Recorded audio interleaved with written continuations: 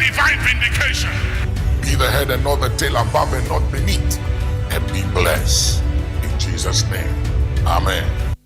Baba, Yankopon Islam, Papa, Yankopon Islam, Ahenkan, Puni, Pon, and James, or dear Juma, we Baharin, Pacon, Jitum, Yankopon Islam, any fan. Baba, no, what kind of mamma and Papa, when Yankopon count, you know, the count, woman, the Yatro. Boba, many Emma who famase and they met me because my trust every time. We a product, to be frank, you are a product that we have to be proud of you. Yamishra will be Massa, or a great host, party, presenter, you're unique. Me, the account, so you are unique. I think the way you are asking your questions is very excellent and brilliant. I've spoken to about 45 media houses ever since the budget is ready to be discussed. By the way you are asking questions brilliantly, I don't think most media houses have. Ghana adisiye obuoba ofore amanfo emamo ache edeba Ahenkan 93.3 FM. Ghana adisiye obuoba ofore amanfo emamo ache edeba Ahenkan 93.3 FM.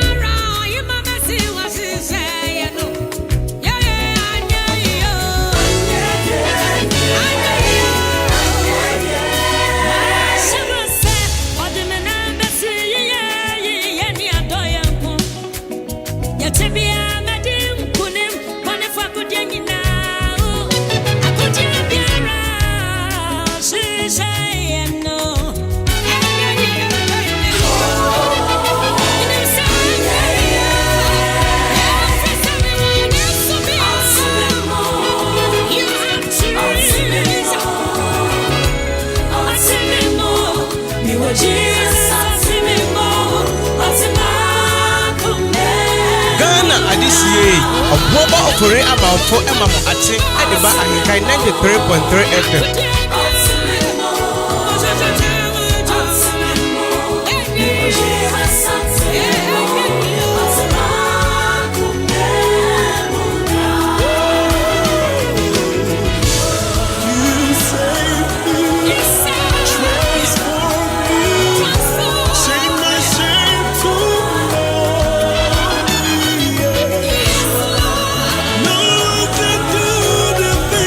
Adisiye obuoba ofore amanfo emamo ache edeba Ahenkan 93.3 FM.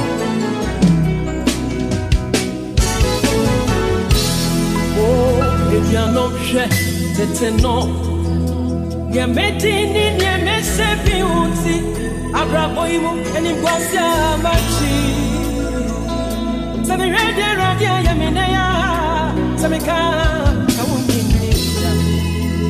Kaneno baby and mitipa Enkrofon checks na titi Puto jame wu di munisa mati Ghana Adisiye Obuoba Ofore Amanfo Emamo Ate Ediba Ahenkan 93.3 FM.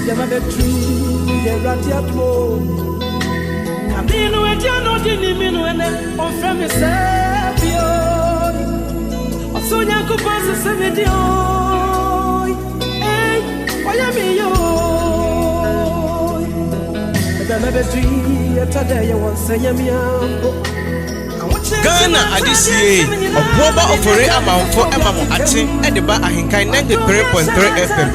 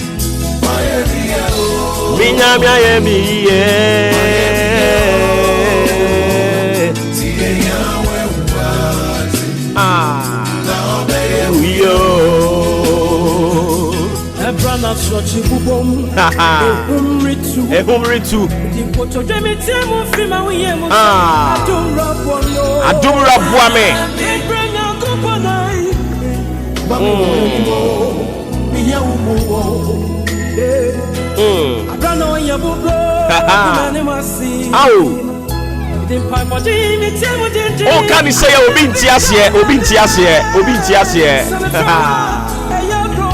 Yeah.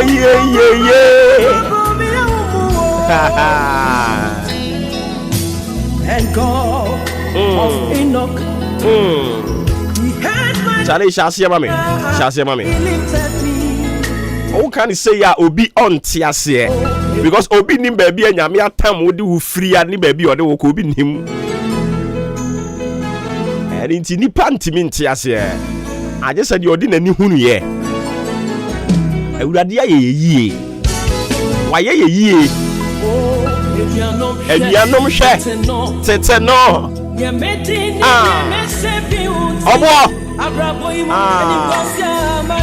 And in Guasia Yaje. Eradia ye. Unyini. Ankayan so na wine.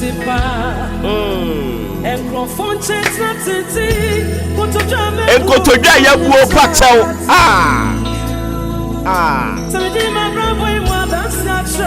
Obueni Wunyini Anopai Baby I bedrei Eya radiadmo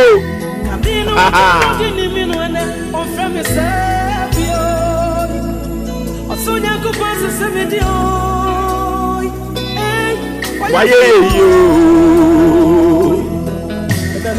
Baby I bedrei Eya obusanya ya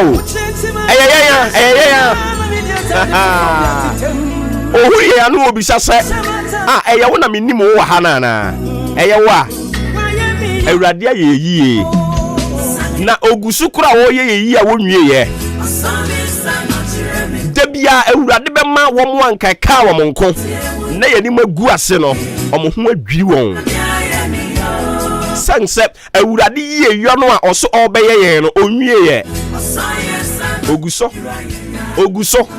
me say Ewurade guso se wa ye yi a unsu nya gidie se obeye wuye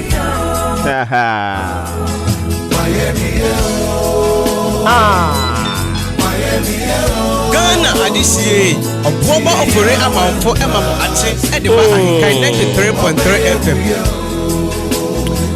Oh, can you say Ewurade ye a what's saying sikamu no waye wuye no ana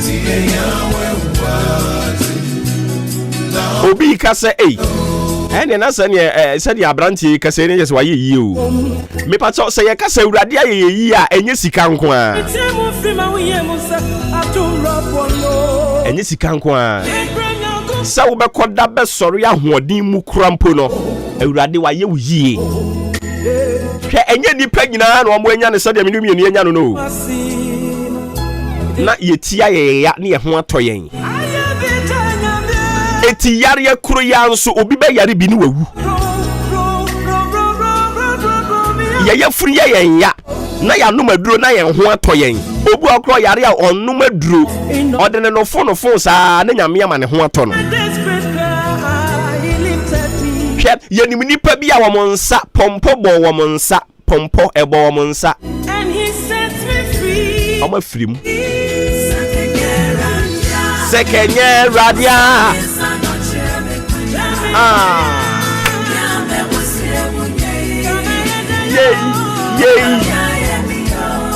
hwe eto da bi aya na yetimi tena sedin na ye bisa ye ho se coronavirus e ba ye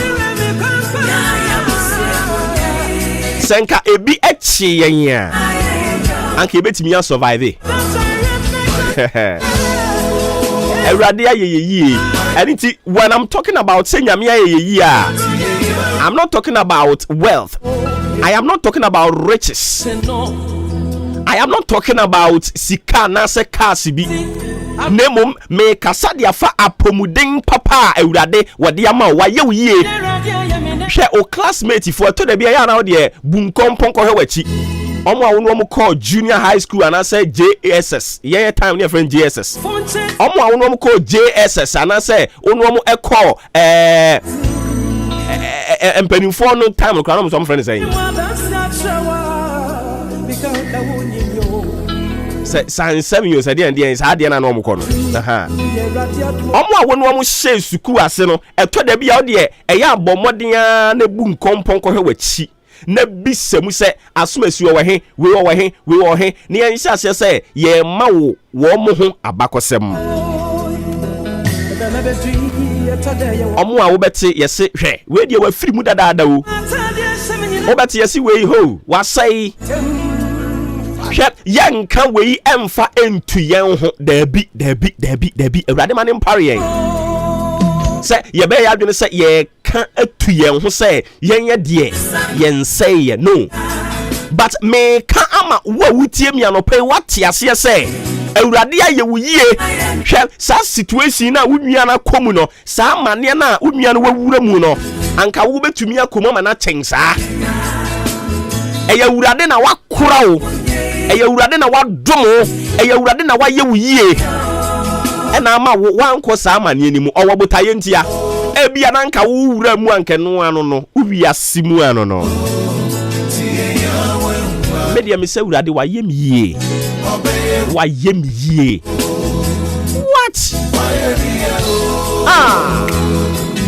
waye mi yo me yede ina mi wu anope ya ne wo kasa ehumritu Jesus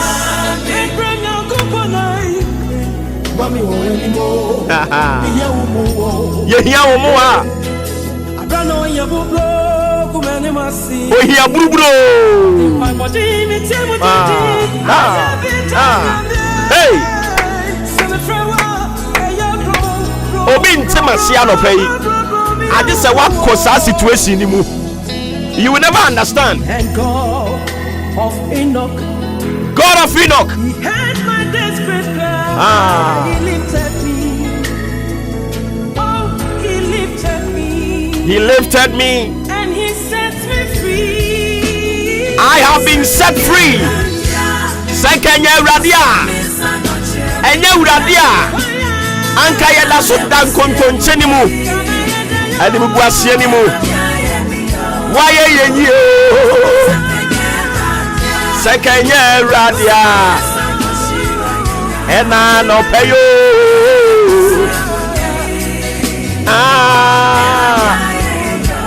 na anka ye ka wo mo a to me lead the public discourse.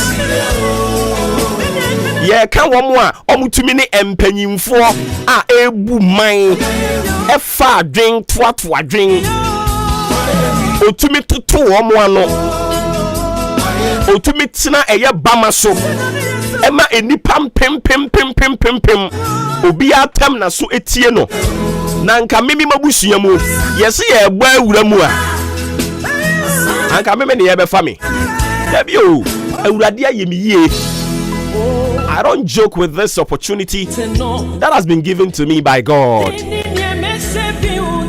I am so humbled and I am so grateful to God Almighty. It is the midweek edition of Maakye, your most authoritative socio-political and current affairs talk show. Live on Ahenkan 93.3 FM, your family favorite radio station. Ahenkan. Mebacho ene eye June ne de to so aduonu enkono. Aka nafua mienu na ewurade. Oni ya chafini mu awie. Na yesan share the second half no ase. Dabi ote wo se opese wunya sika nsa ote wo se opese wo si dan ansa ote wo se opese wo ware ansa ote wo se opese wo wansa ote wo se opese wo tukwan ansa ansa na wo hunu ni awurade aye ansa na obeti asese awurade aye oyi a madam na me hu asema me nka nkyere obra awurade aye oyi e wate wo de wo abu nkomponko wachi omo ye ne omo hye afiase bebre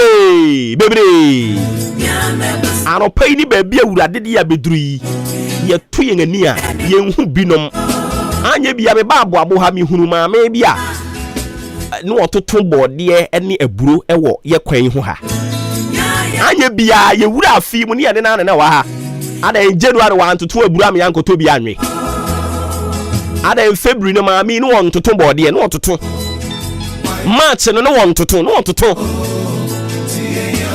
dokuru bia me pepa ono ne ya me mom di beja no wa frese unia omdi bia bawo ya afia mu o enye mfia mienu asem na me ne wo kan yo ya afi wo ya mu afi 2022 ya mu na maami ne ne bonkomo wa ha ada enya afi wo ya mu na Ahenkan farms abura ye kobu ye de bre maami so wontoto mayen ya afi wo ya mu but be pem ne ukokwan no ho a ye di kojan e de abo ba bia na maami ye adwuma obi sasa adan ya yesi wa firim sesen wa firim wo de wa kanokore enra de echi ene anadwono ade echi ne hwe boni bi pa wudi ye enti me ka kire wa no pa ise nyame aye wo yi a temase enka nkyerem se wo pese wunya wo ho se tam ansa na wate asese nyame aye wo yi wa ye wo yi upe me ka kire wo pen awurade aye wo yi enu ntia no pa hwe wo nuanim na ka kire ne se ei awurade amade a chen oka Living FC first 11 oka ho bi hwenanim say hey oka Living FC first 11 oka ho kodie kacha no kodie hey kodie awurade aye some 50 minutes into 6 a.m. still live on Ahenkan 93.3 FM.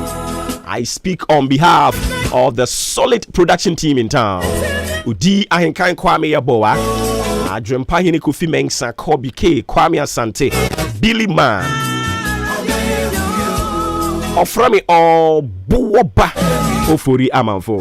Arope Radia ye, and inti yasi ya wa dansidie, ayenso yede bemano. Ghana adisiye oboba ofore amanfo emamo achen edeba Ahenkan 93.3 FM.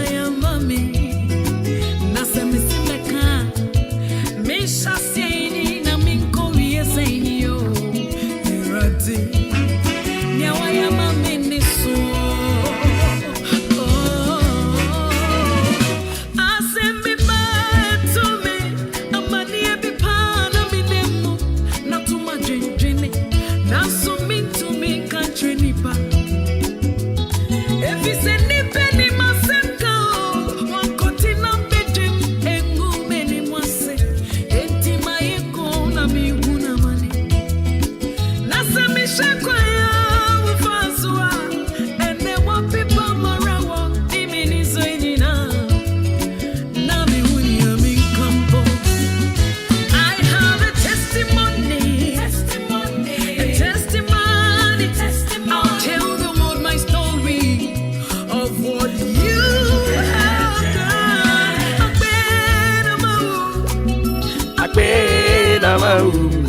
Akpe Madana.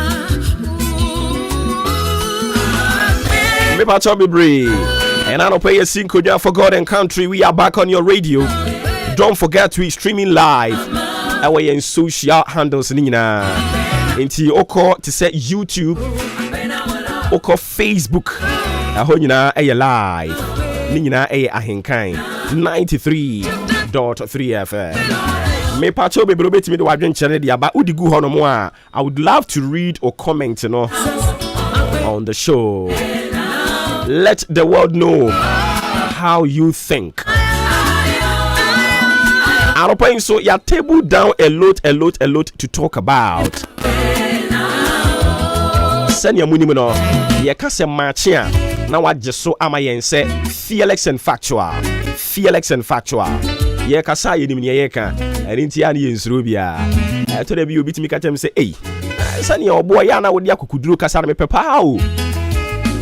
Na me ba be hunu sani ya wo sowa no me bisa se enti onam ya na a police fu na soldier fu bi bo ho ban na era me se me na me ubu fu pa se maka wan se mo ba be bo me o ba na be hunu mi a wo anga sa be ma Sabine enti o ba na ba be hunu mi o se da bi me se me hwehwe obo maka jo se me boss ni ho nya botre.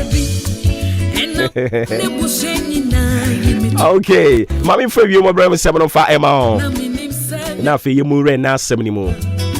Ani nti anope wo chese me kan che se pue man temu me ahudo ni bi ne ade a insuo no ebe pete kakra. Afe ye kwa awia bremu no a wo chese se awia no nso bebo kakra.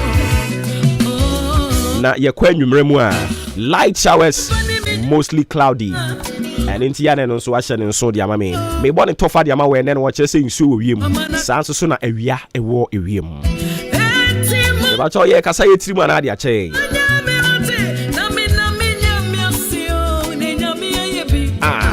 why am na ye me fedodo I have a testimony. Ghana adisie obuoba ofore amanfo emamo ate edeba Ahenkan 93.3 FM. Akpe na mau akpe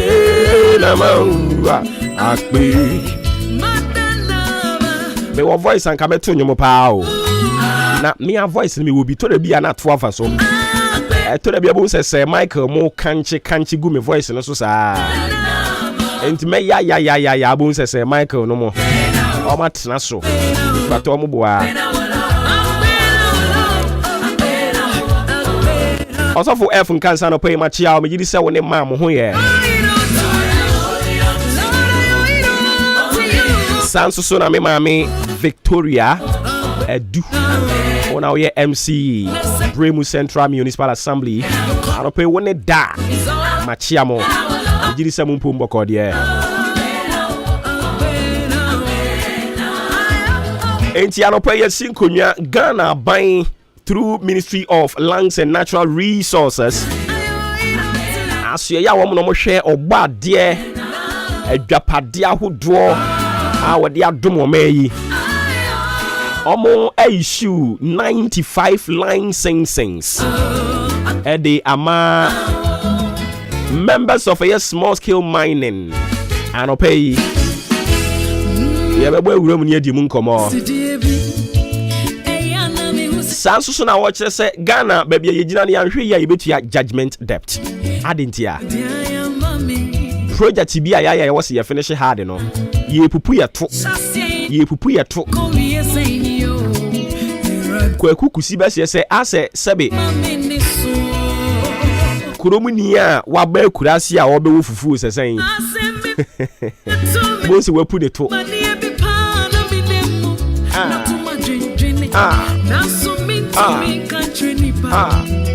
Enti enaro po ya no so yebedi mu nkomo ye wia. Wouldn't say Ministry of Communication omo kire say Nyankopon ya adom by the end of next month SIM card re-registration no ye wie. Na eno no che say ye wia enya dia omo besan I extended date no. enti ye o sim card no one register na say enya de a wo de sim card ne be ye adwuma na anopa yi enkrofo bebre na raise issues about it eye Ghana card ena ebe set as a premises to eye SIM card re-registration, but as we speak, Ghana for bebre no actually say Ghana card no money be. Enti omo ye den e register omo SIM card. Enti anopa yi eno so ye be di mu nkomo. Ye be bi sampanimfo. Say e den omo ye afa ho se ne be ye nipa bebre no a ensa be kan omo Ghana card.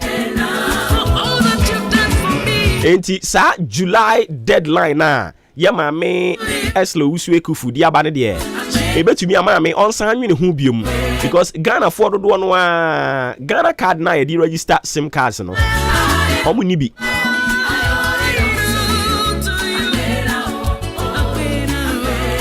and ran su kroma ye she demonstration no ye be di mu nkoma no pay ensem bebre no a ena akoso ho empani se ne okwa aten ne oba aten obia egbo amane no se de wonim nia ogina ho ne ya no time atentro do ntie ne omo anu omugina ho no mo no ya ni bi bekasa eden ne course ebirum se da bi demonstrators no na they were pelting stones at the Ghana police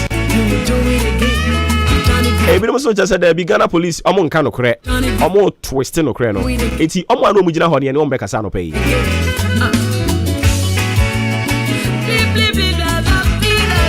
and then see you Kiada and into Yabeko Brim Central Municipal Assembly near the Nkomo Eddie Abremo. Ye free hormone so and a TVET a bre TVET hour.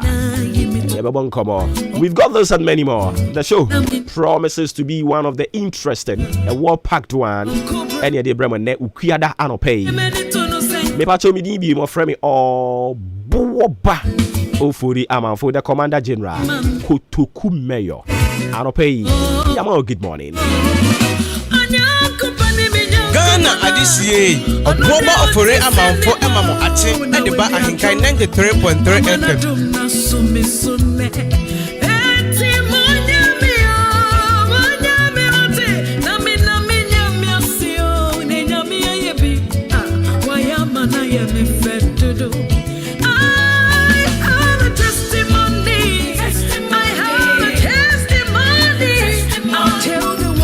Enti on Monday no and I introduce a new topic de ebre wa ye ka se na watwe we nyina no ye bedi mu nkomo enti enra sei ye kan ho asem kakra ene ye de kakra be kan ho na afei ye de sports enso so atoa so enti anopa me san e ka obiom ana mo amo dwere ne yen ene no na watwe we nyina ne ye kan say have a covenant with God uni nyankopon enya apam ya bobon hwesodie bebre empanimfu bi omo aba twam apam wo mani nyankopon enyaye and I can kind the book of Genesis chapter 9 the verse 13 apam wo nyankopon so ni nipa enyaye se odi nyankonton ene eba beye enkai dum e de ato ho de ama ono ene nipa se ne ebe ya ensuyire ebe bia no a onu nyankopon no okai sa nyankonton no a obekai apam a eda oni nipa entem nyankopon ye ne saa na okenkan bible na bible say ye nyankopon ye apam korafo nyankopon oye apam korafo enti se oni nyamenya apam a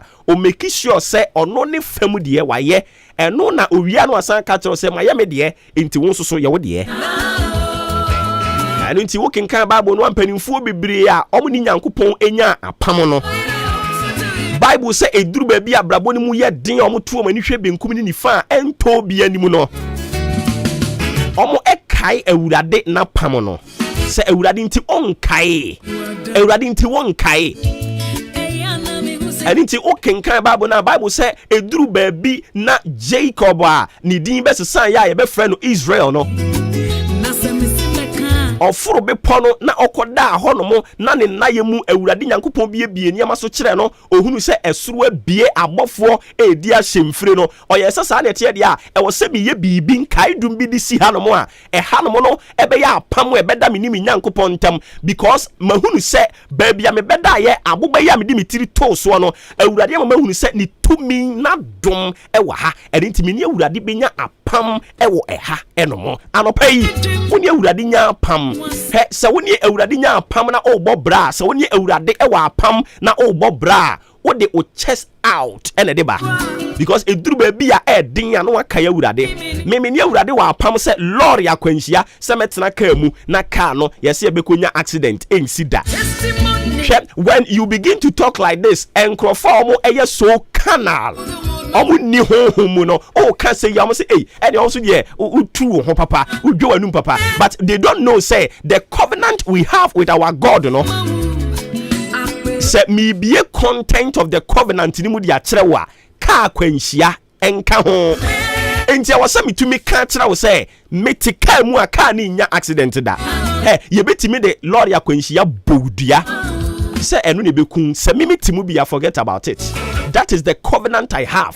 So when Nyankopon wa pam a o kasa kukuduro so because we say e to de din a ewurade no onwu ani mu ase and now no Shadrach, Meshach and Abednego omo ni Nyankopon nya pam say ye Nyankopon apam a no ko say yen nkoton sori ohonyini ye nipa e de ne nsa ye and nti so omo de kwakoto jatana ani mu a omo de kuwure jafunu no ni mu a wo de omo fa yankonye wogidie say yen ya perform the part of yen covenant no we believe in you.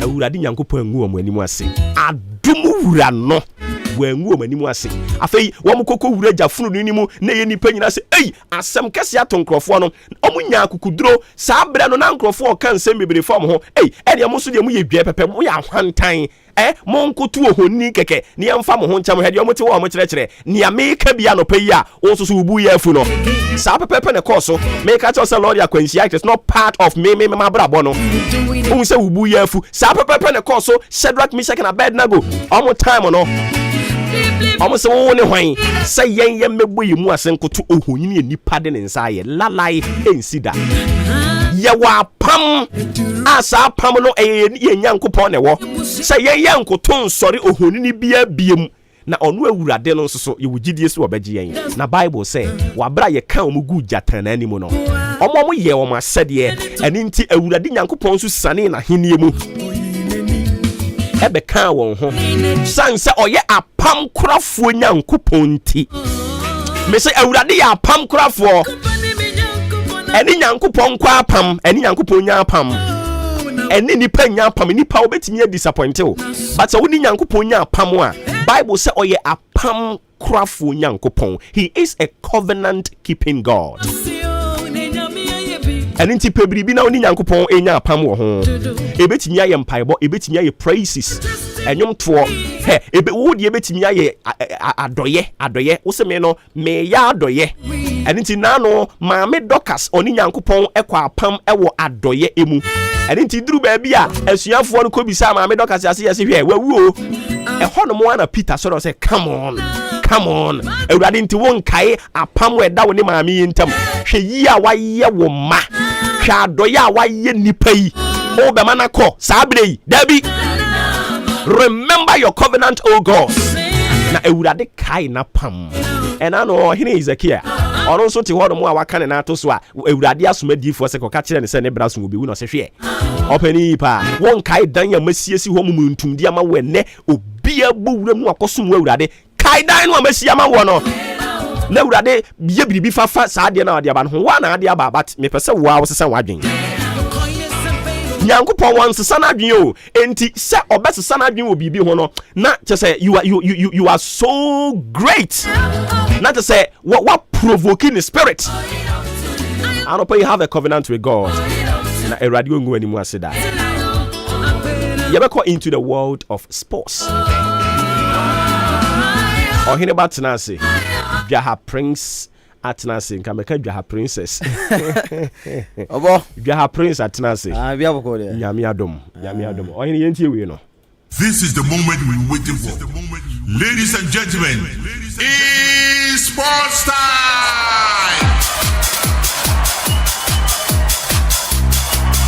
Okay. Sana na mo babe inspect kotoku di ande no. And then I show money. Oh, okay. We be 12 for one say. Okay. omunya baya na say ekosisen ya na say ekosisen ya okay but still am ogidie say ombetumi aye won ogidie ne ho say ombetumi aye say enye say ye sheda kra ye stadium kese a ombetumi aye touches bi ebe meti GFA wo mo requirements no yes we say say omo ye dressing room no me see ni kakra na omo ye VIP penifo no eba ombetena ho eno kra stands kakra bi na bebo na wanya kunya papa bi asisi wo kakra na say 20 ana say you kra omo create ba bi ambulance nsi besi sa na no man bi na mai ba bi a ebi say chire wona ho fusa na obi antumi ntina wo omo cleaning na omo ye we say steps cement no there concrete steps 1 2 3 better say e kosoro kakra sa kakra bi a mu bai be say fi akome wo ye okay no why baako bi no wa sisi ho a nwura ni na ma clear no ma in the meantime no I said yes okay ama yes ade nu na kama na fe say pitch no to na bi o ma say o sisi kakra ma sisi kakra bi okay ah betumi ebobo so obi say sefata what I say na echire o ma sheda ye ni yi echire no ma ye kakra ko mutumi nya no putupuru ende enye isa enti mo ovem de ya de rade ase o vem de ho say mpinifo kuku da makuru ma ho kan bi ewo mu omu na so agya tum de ande na say Ghana mai mu ha omo mo kan bi ewo mu oman mu omo mo kan bi ewo mu omo na do ma no atum yes na ma hyebo okay say ombeboa okay na ya ye ntino e ogidi say ombe okay enti the temporal one de president nkwana won ana ya no so dabi eno ane ono ni na na ye mpinifo no mpinifo ni ba mu di anka omo nya ni stadium ne preko ane ebeche say just 2 months ya na ye kwakobo ntino omka so mbe ye yafina dabi ande afina mbe to form ho ne okay ene de mfa I see ntino so msisi ni kakranza na mo ye ni kakran ntende ye boni na no mo ye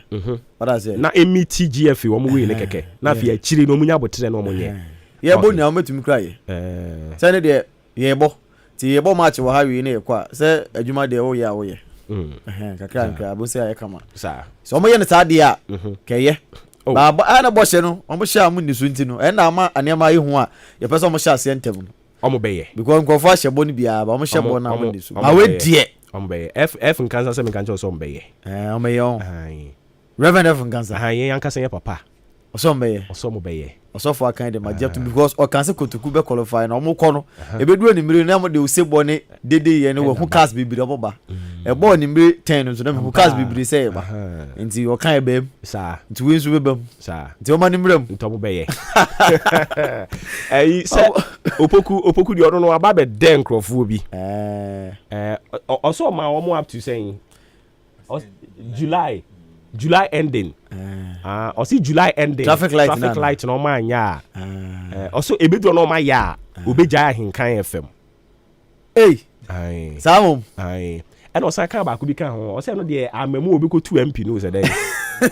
O say somo so ntumi anya. O so omo so ntumi anya ye. Oba ko 2 no bo kwesi akwafi o. Omo ntumi anya.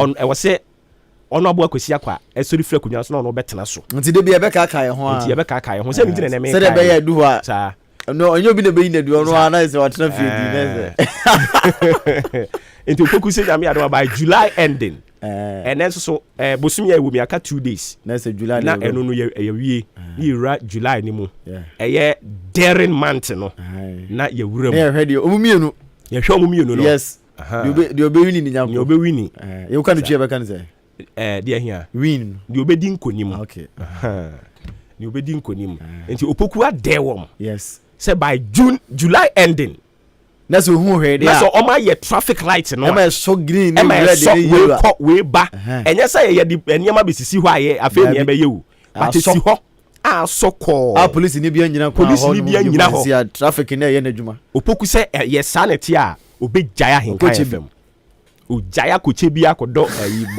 bode ni mankanifu na se amasa dia e wo so no abo akosi akwa ono akasa si form ono so nya na MP nto ono fro poku no fa no fro poku so poku me pa wo chew si idea parliament no ba bia idea duro no pese wo toa so yes not twice 4 years in class account. Nti to dare is to do. Yeah. Hey, team ben. Tottenham was fair. Thank you. That's why.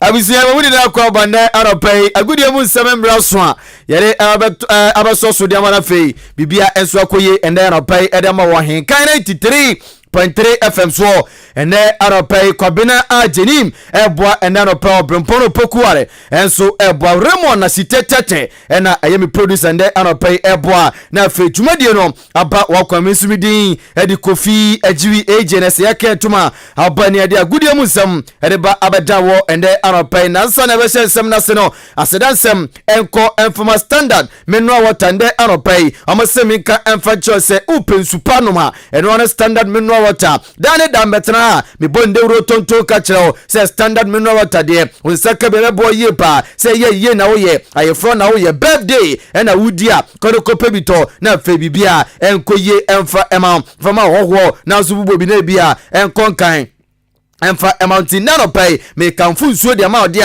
na eno a standard mineral water kono kope bitu na koton na nso adwuma eni Ghana nti uja bitu koton a na nso wonya adwuma ye na bibia akofan ede amount when standard phone penny phone din komo na kope bitu koton say ena etie 0547334385 0547334385 and say 0245666274 oh fresh standard mineral water from penny for one bajo so na fei bibia akofan ede amount yenko enko sensem na se enfem free amanone enfama ene anopa yenchase enfem free Chelsea the Blues bobo kodimo na ukọ Chelsea ene anopa yensema efono enso abane se amakwuremo bobo ku a yefeno Leeds United bobo kodimo na abrante efeno Rafinha on the transfer window bi abrante wo jinidi papa da sori a team saudo bebre ene se di akwara yefeno Rafinha enso etina reporter eba ene se Chelsea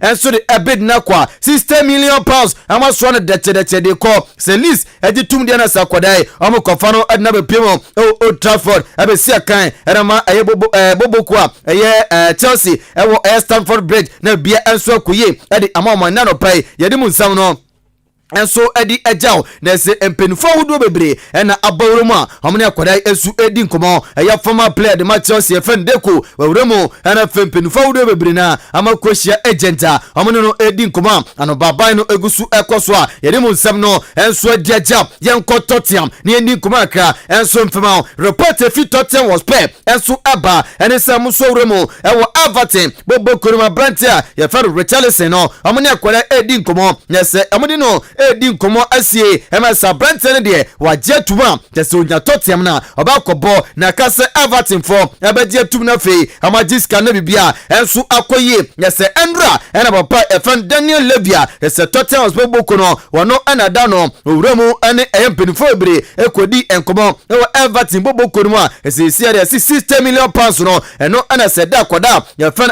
Richarlison so yese Tottenham omutua wiede na sakoda wadense ehyen kratase asan edema Tottenham ene nkoma eba yedi mu nsam no ede agyaw ende anopai Tottenham one ejina na wane se ejina dia na enkoma eba enso anesa Brantia fan Clement Lenglet Brantia de sirakan edema Barcelona bobo no ewo Spain ene ne mbonten so na ensama eba ndano pai ene se Tottenham ene Clement Lenglet edi nkoma enso asie na wapa ono ene so ye manager edema Tottenham was bobo no Antonio Conte was so be here Brantia service ewo bobo kwa fa Tottenham ene ti ohwedi mo se week be kwawie no na se Barcelona enso asane se om the green light no e dey Tottenham so dia na sa Brantia ya friend Clement Lenglet no amono twene jere abepiem Tottenham abesi akan e dey amama ene nkoma eba e dey mu nsam no enso dia jam yanko Chelsea ne ani kuma kra enso mfama ene ya da sori ya na sa Brantia ya friend Thiago Silva Brantia ena se watam 34 na waba homa no mu puni na se pa ya friend Todbolia se Chelsea bobo kono ono ana shawu sesia no akwadai anasa Brantia ana opai akodi nkomo nini na anasa ose Brantia ya fane Neymar eso sinakan enma Paris Saint-Germain no anka ebeyanka Todboli enkonko tabri no ebe piemo Chelsea na amfana honne no enso embaboa ene enkomo kakra Brantia ya fane Thiago Silva ede atudwa yade mu ensam no enso dia jaw And then anopai yanko Manchester United na yendi nkoma akra emfemfono enso emfama oko Manchester United a enkomo efono enso eba ene se eye window ebieye se Man U de enda yekoto kwadwo otena yekoto kwame omde ne sa player ba kukure no a eye Manchester United etumi assign no na nenso yeda sore ya amakwuremo awo Feyenoord bobo kuruma sa Brantia ye Feyenoord tare eye Malaysia no esa Brantia no omne Malaysia edi nkoma sa Brantia tuma ono so we pimo ebesi akan era Manchester United bopoko no enso ene koma eba Edemon Samno, and so dear Jow, Yanko Real Madrid, Nandy Como, na Fayensene Embra Fia, Oko Madrid and Opai, and Su Ecopima, several party formal, and Su Abba, and a Sam Madrid from Perifodia Tuja, Omasinya Coupon Ayaduma, Ayasamano, Amu Romo, our Bobo from Borussia Dortmund, Nessa Brata from Jude Bellingham, no, Liverpool, any Edia Quadetino, as a Real Madrid, and so Anna Matira, as a Omoquaquensia Chile, Aquafa Brata from Jude Bellingham, Abe Primo, our Real Madrid. Bopokonuma eno so enkoma eba yedemu nsam no edi ejaw yemra fie na fe yemfa fisem emfa entaiso emfa ene anopai ODI Electronics amasemi kamfa nchonda anopai na ODI akache de enye nde ene semeba album komo odi achel yakapina enso di achel upe TV ato upe fridge ato deep freezers gas cookers blenders kettle na upe bi ato furniture mu ewo ODI akache na kope bi tona fe bibia enko fine enso emfa ema na ODI ube pimo Awa Ahenkan 93.3 FM ha kasa wo pe odi afora fe kope nema ne bi de to na bia enso enkoye enfo ne odi apompen fondi komo awa sound ma 2 free so 0550900600 0550900600 wo free odi ampedifo one bejo so na fe bibia akọ fine edi ama ya chef fisem na se eda free kuma se asante koroko emeta bobo korimo nye kwedi kuma akra enso edi amawa ukopiem kotokwa Brantia ya fari Christopher Nati eden sem kakade atudwa wase aye nana ya mponsa de bane se yentutu tuniama ya fe football yenchiche cha hunde amadia papa no oyekadwo yepa ase ojana na so na wase kumase asante oroko enema be koye na papa ono ana SOSU enema kumase asante oroko pa fa nana ya mponsa wase oba no obadwuma ye papa enti wase supporters no enso support no na fe otumi badwuma no enso enema kumase asante oroko yademu ensam no edi eja yanko Legon City ne ni komo ensu mfemfemo emfemo ende anopaya ukopimo Legon City za ese former goalkeeper edema mediama Eric Ofori entry we goalkeeper edema Legon City bobokono na ese nkoma eba ne anopai ene se Brent ne se season nasia one de obenya na komefri bobokono akopimo efufro enso akwesi akan edi amawo na nkoma eba enso eneso se nani ngibiem boboku a ye fan Legon City sa ese onya do betumi atokoso enso asi akan edi amawo no nimisa akwada anasa Branch fan Eric Ofori entry ofi medium a ene bepiemo Legon City boboku mo 2 year contract eneso no mo enso ekoye na obomu 1 year wie etiesi akan 1 year contract ja tese oni Legon City wona likely sa Branch no wan shoba kuremo insuat bobo kurimo akwesi akan enso edi amama yademu ensam no edi ejaw yanko randi abe enchen ukopimo GF akachia jese ono so eka empinfo no ha obadwuma enso edema GF no den sem kakra edi atudwa wase Ghana emana film under 20 a yekokwo wuremo Costa Rica 2022 no waso gidie mapa se mbaba wono amokwa adwumadie no bibia bekoye enso diamamo ne group no yani USA Japan and Netherlands edi group dia na kupon ayaduma August 10th no ye kowremo Costa Rica na fe jumadie no enso atofem na no anapa no e de atofem so hwe ogidie e wo meba woni mu a ene so nkoma eba ye de mu nsam no edi ajaw ende anopai yempiemu na fe yekwedi nkomo ewo phobia house of folk bobo kurimo enso emfama oko house of folk board member papa Mr Vincent so odote papa no kopiemu phobia se obadwuma ye papa na no ana se twebe no eno no ekwedi nkomo kakra ana se ose odin sam kakra enso edi atudwa wasu kopiemu phobia dia tese MTN fake up na amageno bibia enso koye edi amom pa ose football club there dey the map say betumi age cap a season mo and it is a house of folk and to me age Ghana Premier League na samaji MTN FA Cup supporters no omo ninje na fe yem for support and also omo for support no enso enfanta omochi na bia enkoye ekwetie ensama Vincent Odotai editu yanim. Evidence of that, Accra House of Folk as a team does not engage in any uncodified means and any uncompetitive means of playing matches. The House of Folk does not, as a football club, does not engage in match fixing. We don't engage in betting. We don't engage in anything that is not proper. We ensama sedu territory animo kwaso kasaye wasu kopiemo awase phobia akatia ese wini na se niam ekoye enso de mom no oso okwa Africa ogidie mapa South Africa omokono bibia enso betumi akoye enso edema phobia bobokono na ohwe supporters na ade ne niam piamo ya ese bibia enso ekoye no mo phobia de enya ade ese ba no betting ho nsema omodo ho jim oso mo de betting ho nsem de enya ade omo no omo pekura enkonkwetie ensema papa First of all, to win a cup in a season, it's not easy. So, in all, I'll say that yes, our season didn't go according to plan, but at least we have demonstrated that we won something. Definitely, we would have loved to retain both the league and the FA Cup, but at least we retained one of them. So our season, definitely, we could have done better, but at least for winning the FA Cup, I think we have achieved one of our targets.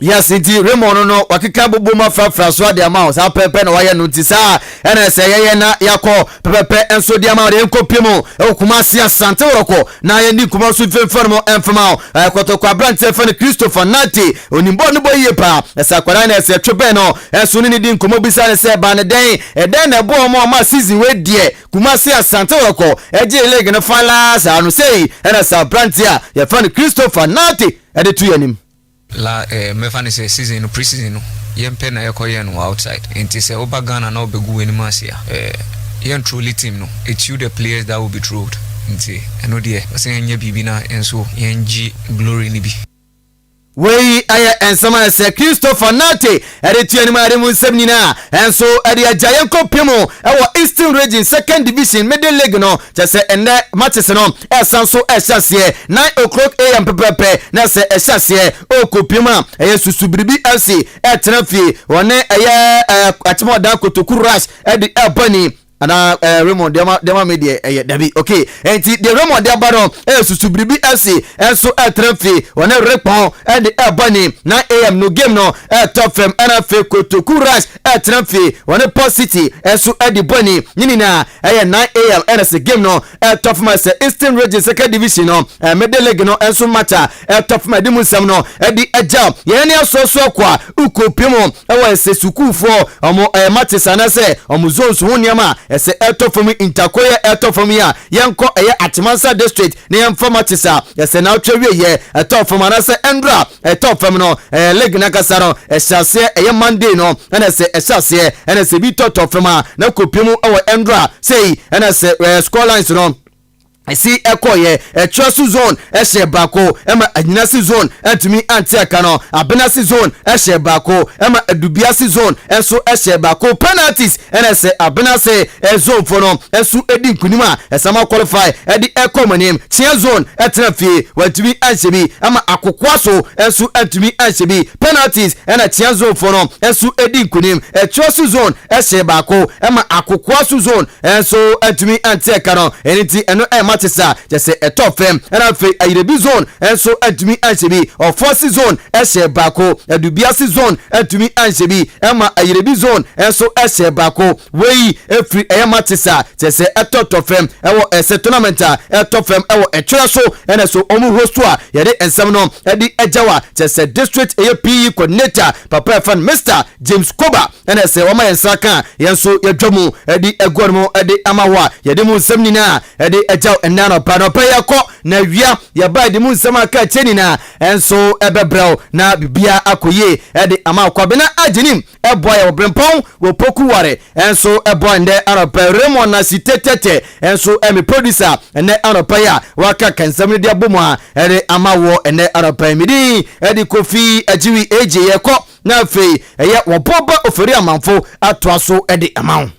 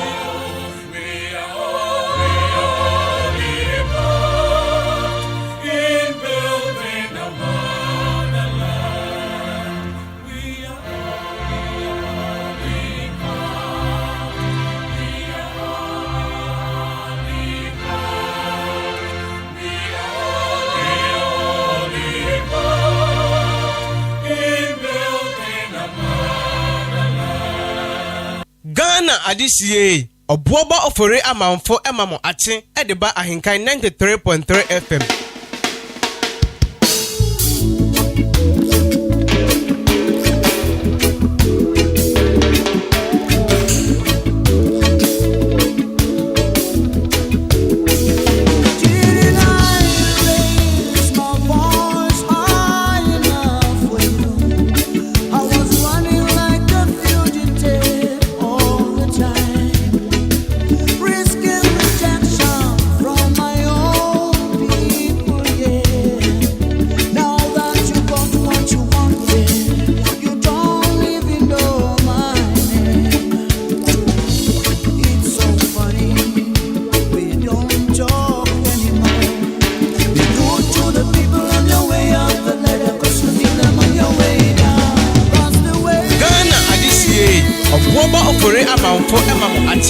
Ahenkan 93.3 Ahenkan FM.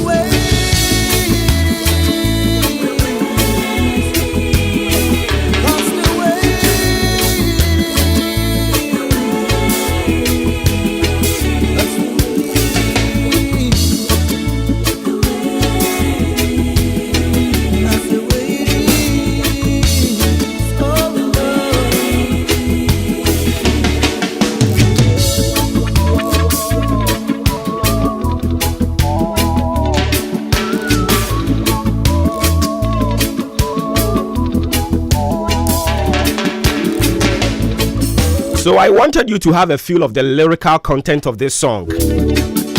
And Mijidi said, why enjoy?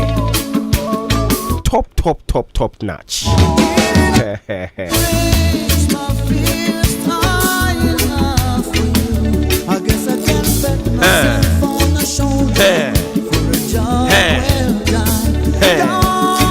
Okay, so some 31 minutes down 7 live on Ahenkan 93.3. Me pacho me emphasize dan koma Kofi Ejiri AJ say or this sports. A very good morning going out to you. Payao. I ain't kind for that Dixon. Maybe I will be on a pay mama. Good morning. Did you song here, dear? That is the way it is. Remember the people. Hey.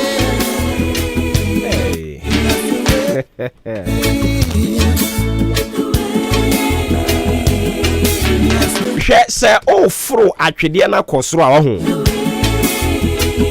omo aya na oh fro wuhia wo mo no usi fom a omo ana wuhia wo mo aya na so funny say sometimes obi a waye ne papa obi a waye ne bibia nani age da wasere da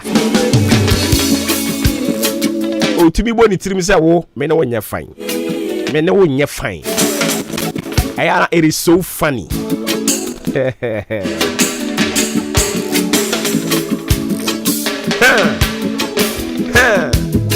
I love the song. Now that you got what you wanted, you don't even know my name. It is so funny. It is so funny we don't talk anymore because you think you've gotten what you wanted.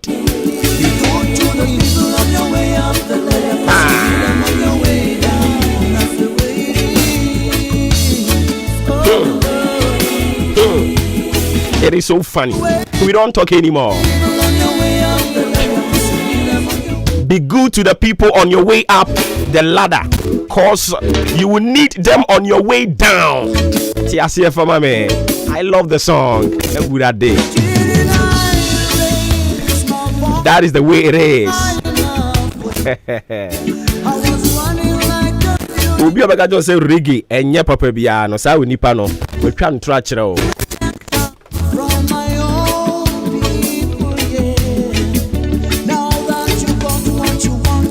Ghana adisiye oboba ofore amanfo emamo ache ediba Ahenkan 93.3 FM. Muda achinti.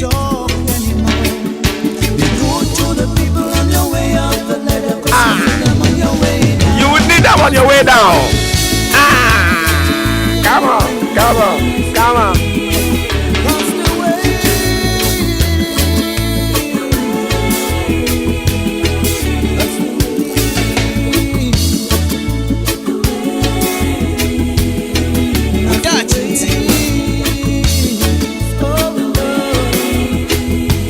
Baby, I told you for that intino so fan to us man afi yenko yengenim. Enti na say fix your hope completely on God or Allah.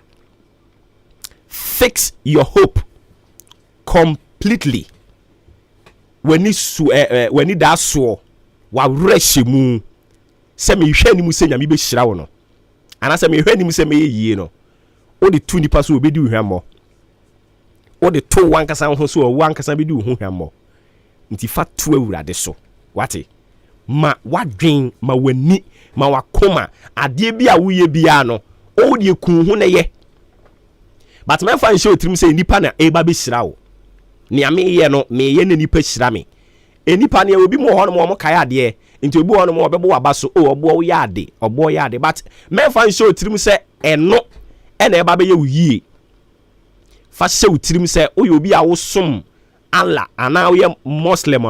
Fix your hope completely on God or Allah because you're no pay and a osheba udiso o dachinti memfa wo were entu nipa so da se me de me were hye nipa mu me de mani tu nipa bi so na me ogide sesa nipa ne beboa me ogide sesa nipa no o me pushi ni ma ne kosoro ho no mo beboa me no ho nyom na me to akere wa no pay no say obu ono mo a onyanya ne ofo se wanya wi a onkai obiem afi udi kura no mu refi enti fa wure fa wakoma fa wadwene nyina da wani da so no ma ento awurade so se eyo no pe ene obetumi ahira wo eyo awurade pe ena ne waka fa wo ho no obetumi ama na bam onipa bia ntumi eyo awurade pe And into we can carry the book of First Peter chapter 1, the verse 13 no. Awurade asɛm ɔka wɔ hɔ de pa. Or say, wherefore get up the loins of your mind, be sober and hope to the end for the grace that is to be brought unto you at the revelation of Jesus Christ. Wherefore get up the loins of your mind, be sober and hope to the end for the grace that is to be brought unto you at the revelation of Jesus Christ. Inti anope dia me ka kire wono no da chinti memfa wani ntu nipa so se me kume ho ama papa na hu se me kume ho no waboa me yire me ho pa na yabɔ maba so da bi ɛyɛ Awurade ɛna me ka kire wanope yi se fa wani to ne so fa wo wura hye ne mu na fa wo da kye ne nyina fa hye ne nsa na ye wa fa mu de so aja se o si inti mo adwene mu aboso mo ani na ho na mo ma mo ani na adom a wode rebre mo Yesu Kristo ahoyie mu no so kra no pɛ na mo fo mani nto so enti me ye na waboa me na mayiyi me ye no makai me da bi.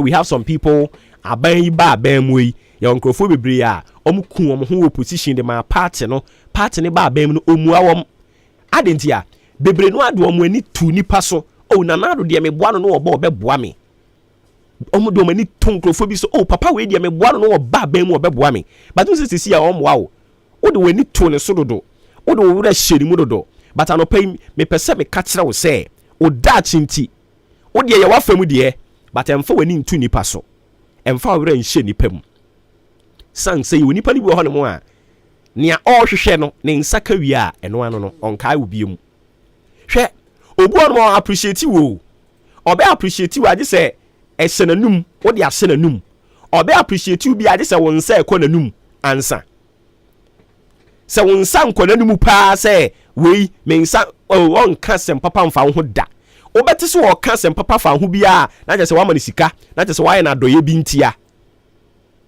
enti memfa wo were enhye nipa mu ma wo were wani da so wakoma uyie die mu awerehemu nyina no fa to Awurade so na wo ye wo fam ede na Awurade wo be hye wani monyam. First Peter chapter 1 the verse 13 no or say wherefore get up the loins of your mind bo wadwene mu aboso bo fa se utirim na bra wo ho ase ti ase se eye nipa ene ma nipa eye nyame na ma nipa di yie enye nipa ene ma nipa edi yie Awurade nka wo ho na nadom no so mfa ma wo ewo Yesu Kristo dine mu amen. Say ti enwum ni biem eye Lucky Dube ene boy o say ene enipa bi a ya boa wo mo ama omo anya ne omo hwehwe omo fo so omo anya ne omo hwehwe awie he ye wo mema ni bi wo ho no mo a oba obedede wa wo no dawie pe fo se eno ano no afi na oye niam bi de kire wo saafo no enka omo hwe eye so funny say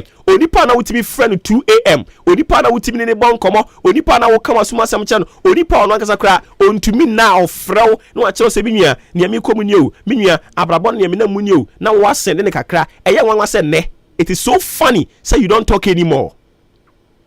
Ohun wa hwim it is so funny eye muntie enwum bi say why na inspire mo spirit no Lucky Dube chale manen sankasa biem. It is so funny. It is so funny. Tie enwum no be careful. O fra twede no a enipa na wo hia wo mo no o si fam wo mo na wo behia wo mo omo na wo be san hia wo mo sa tie enwum ni biem ye wi a emfa de obon krata ne nto aso. Listen to good music.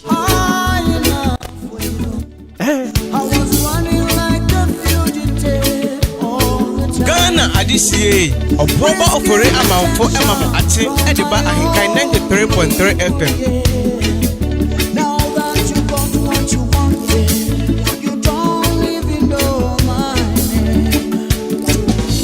It's so funny, we don't talk anymore. Be good to the people on your way up the ladder, 'cause you need them on your way down. What wasum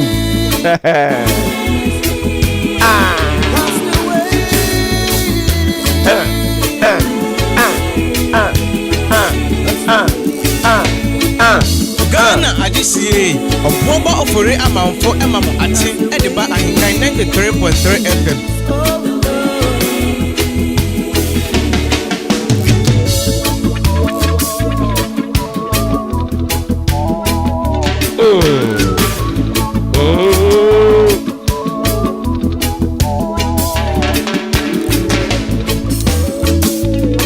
Media chira ne yentoa so yanko enim ebere vom bu mako de oko na nzo nyame adumo anwum ni mu ye o say now that now that you got what you wanted, you don't talk to me anymore, you don't even know my name. Ana sama na oka wo en sama oka no enti sofu bi ka sem bi say e wo say gbo reggae crowd so dem reggae good music good music asam ne krepa na oka I say now that you got what you wanted. Uso bu ono mo a o pe bibia firi ho mo a o beda fom kra ma watietia so sa se obi o pe adwuma obi a ohia bi Ghana for research be cho nyoma bebre ya Ghana for go yaku no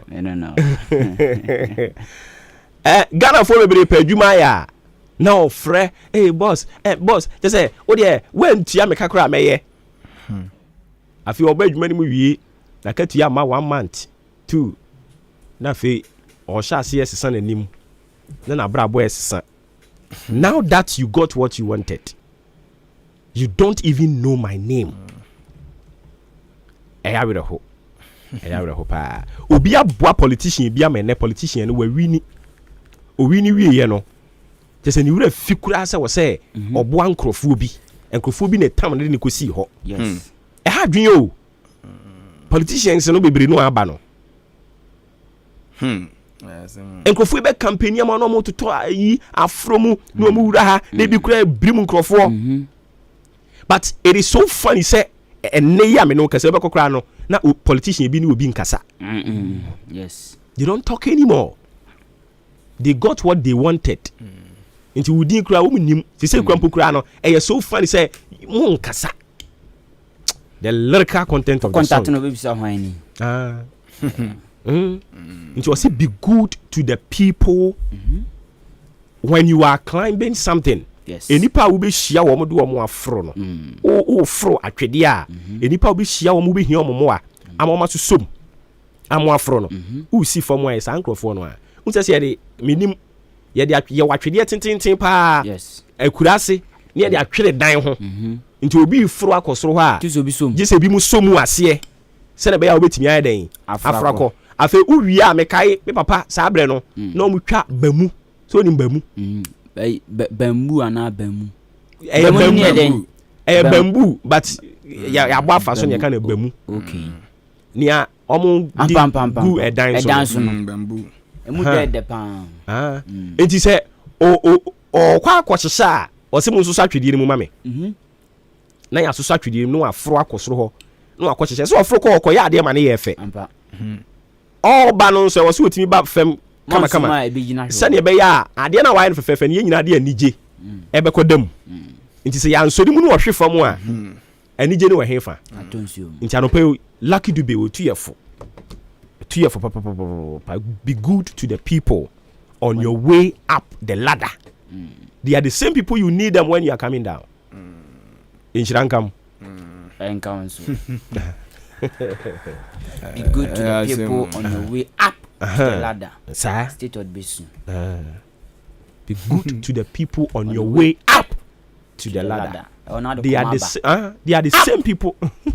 They are the same people when you are coming down. You need them. And you money me dead do. They say reggae nko na bebo. Reggae nko na bebo. And also kroma e see demonstration also. Me dem say oba reggae nko na mebo. Oh sure. Lucky the bed no. And the old boys I was sa na obu ti nko keke. Oh, said okay, bu on ma me hwe omo otwa na makọ download Lewis no na me hwe. Si me sa me am shem dem so bu am sa. Na mo ma won sa so course so. Omo nyum na ka kuma. Endra demonstration so ko so kama. E ko so kama on. Sa na wo hu no ana se. Se be pim sa brede anti so obi afim. Oh, okay. By be a prepra. Nti me ka no se yenti so obi afim because se ya bi wo no demonstration me ko se nipa mienu afim. But sisi ade nyante hwe. Sure. Endra kama ene so mo to aso. Adding, but democracy no sanity. Sanity, but me ayama reho se bibi boni si na ya refer to the esi atwam. Se esi na enye nwanwa because ebre bi a atwam ebi si eya reho.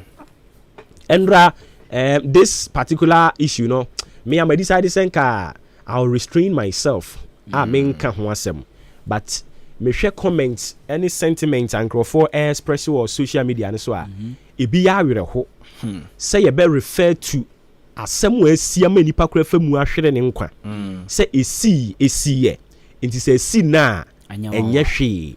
I mean, I dear Sinana, I'll see a dressy beans. But I think, sir, we're supposed to be right thinking Ghanaians. But as you move no left thinking and also. No. Say Ghana there. Obi refer to Yera Mark Woyongo. Sep Mark Owin Woyongo. Time one no ye minister. 2014. Anko for koye demonstration a ye buru woman or say violent begat violent. People are referring to omu wie no masandi akoba mo ato say buy one get one free. I mean, when I'm your akoba buy one get one free. Posterity will judge us so. The yana omu nimu say post we no omu post ni nyina no. People will archive it. Enti ye be put it to your archives. Enti say BC then we will refer you to, but that shouldn't be a kwanya ye be fa so a ye be bu o man no. Eno na ya na me ka say minim adwen ya na mu. Dabio. Endra no obi ka say emrofo no describe blacks ne say ye monkey. E was say yetimi tena ase. Ohu. Almost friends say ye sabi nwe. But I was say yanka say yetimi tena ase ne bi say ho say ade ni suru ne ban te sen. Enu bi ne yanso ye da na di ana. No. Be serious o. Because etore bi no bi ka to say masa wanu mu kankan. O kasa kire wa mema obu mfu bebre. I was say wan kasa so tumi tena ase. Now we examine when you say yampa say e bon ana. Because sometimes I don't get it. But no one yes how. Why do we think say Endra adwen APA free studio or to fem or terre enti ene e was say obo ban so terre. Why must I think like that? Bibini dia sa na obadwunu. Bibini sa na obadwunu. Sa na obadwunu do na na mi bisa say minim say ya ready no is it the same as adwen na dey team no dia. But you don't want to ask here. E so serious o. You don't want to ask here. Bibi BSC a ye be fa ye be kwa duadua ma asa akopɛ na ade na sie ne asa de aba betoto ho. Ma BBC bia ye nya bibi de beto ho. BBC bia nya bibi de beto ho. Eno ede na de beba. That is solve the problem. So serious. So serious. Emwa magana nkonanim. Me ka kire mu pay. Se sa esu ni ba we pa ne kura yen. Na ye ba be ye comparison of the past event and now. Ghana na de ne say person de koya ni man ne de hin Ghana nkonanim with the kind of behavior way.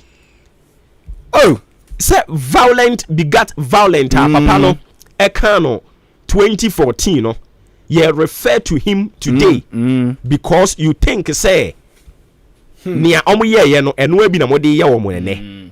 That shouldn't be the way. That shouldn't be the way. And it is so terrible. Say ekoso e wo Ghana ha no mo emwa yen. Yes. Ye betimi apinpoint enema ye feel say na e was wo mo ya omo anye ni yie.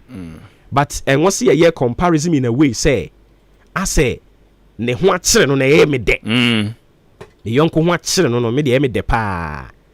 All in the name of ebisi nra. Nti se bi si na enye hwe. Bad. Bad. And almost I bet was wrong. I and almost almost was so. And that's so Bianco bomb by any or more by your money. I'm say Akubam for sale, buy one get one free. And nobody about 200, but it is so bad. It is so bad. When I'm here, I know people be the educational baby ada. It is so bad. Inti momane nkoso sa. And if you send baby nyina chia. Papa itu mu. Yes. Still na. Oh, ebi mo say you can't go pelting stones at the police and expect flowers in returns. No. It say okoko abo de kire police for no a enhwe ni mu say ebo no a o to de abo wo mo no omo nso so beto flowers de abo. So you don't go pelt stones at the police and expect flowers in returns. It is a okoto ebo de bo police no a omo so omo beto bi de abo, but yebu o man say enko danim erade nka ye nyina ye ho. Amen. Bo fear na ntimi yanko ye nimu a. Anapa no so aba community aduonum yensa de himama e ha ya Ahenkan 93.3 FM.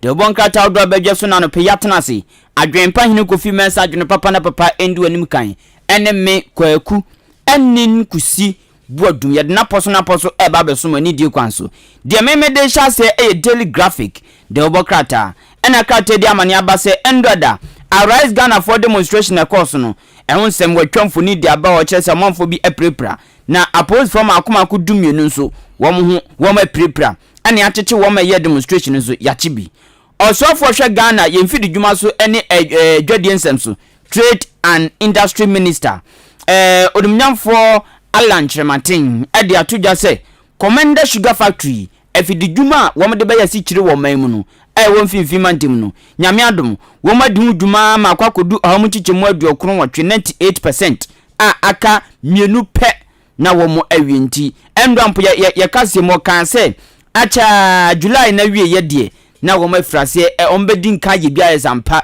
bibia atotona kwema eno Commander Sugar Factory daily graphic the Bokrata no abusuafo da wakata mere eto aso the new crusading guide na the new crusading guide atojo chemu se dwadifo ani asenkafo wonum atimi asinkonya ato adwene a womo enso so ede ensem bi akwakwada aban ni se wonwe no nimu dwuma se de betimi abo ma dwadie atimi akon na afi so ahyentuade na ne bo nso kwa soro wano bra no eno so betimi apen pharmacy benti ho asem enso so wode aba na o kyeremu se controller ana afi controller and accountant wonum no womo yaso mba betwa sika bi no Ghana cedis no 5 million on ba betwa free next week equals say wonum just sika bi fraud bi akoso ho enti wonsam so aye bebiri the boka tell the munsam de aba arise Ghana for nsam no so yadi kan de amount the boka tell mu dada the new crusading guide enso asa de wasam de aba and also enya asem ketwa na ayedom ketwa no anodani ewo mrasebe fimi onumonyamfo Haruna Idrusu ne fonyi da ana wosere na ni age papa na wurihiri ene bizan se opanyina dai die na asie anu okyeremu se nyakupo da Roma wate wosi 11 no sa bani se sika na nko pesa ne saka no wonya na wo ma kan kira ban no so mo ka kira no ka se omudi agoro na izi ayesa na frope etenwasem what about the worker ten we no be ka so obi dwa yawu no na obi so ani adisa ne kwansem ebe yede na what opanyini bi so atoa wo chemu se wo Ghana bagosemu no ene let we forget sa enti asem kro course no what aba what the worker ten enso emu the new crusading guide the worker ten emu ensem the worker ya to this Republic Press the worker and am dey to asama na krate chese uba premantemu a Ghana Tourism Authority GT eninkrabata wa premantemu womo ayentutu se wom ba eka kanwuma sia nipa titu eba ne se bia bia o kwakwo hwa bia bi omba ya ma hono ma ya kono a kwa wa umpom ni sede wani beje no wa ebe yo woma na omuchemu nso a wom ba ba renovations out of power premantemu ya mi out of bibri sede bia nsa hwa mi aye no apomden ho ne nneɛma wɔn ani abere ho paa Republic Press de obokrata ene bosa amanye wi endra demonstration across one crying arise Ghana for the no enum na maame baako yes on nsɛmtwɔfo kasa na ɔse sei Ghana dia ma pardon po ɛma ntumi nto ɛna krate atwera to me nsanimfa esruto krum top right corner ɔde wɔn nsɛm aba ɔde maame nimfoni so asan abata ho na endra demonstration kro ya yes na nsɛmtwɔ no bi otwa video ɛna obi kwata n'ani so ya ɛwon nsɛm Republic Press de obokrata no ediaba na the founder da obokrata mu ensem ni ɔse ɛyɛ credibility na wade ɛyɛ basabasa yɛ kɔ so ɛwɔ arise Ghana for wɔn mo yɛ kyerɛ ni mu ɔno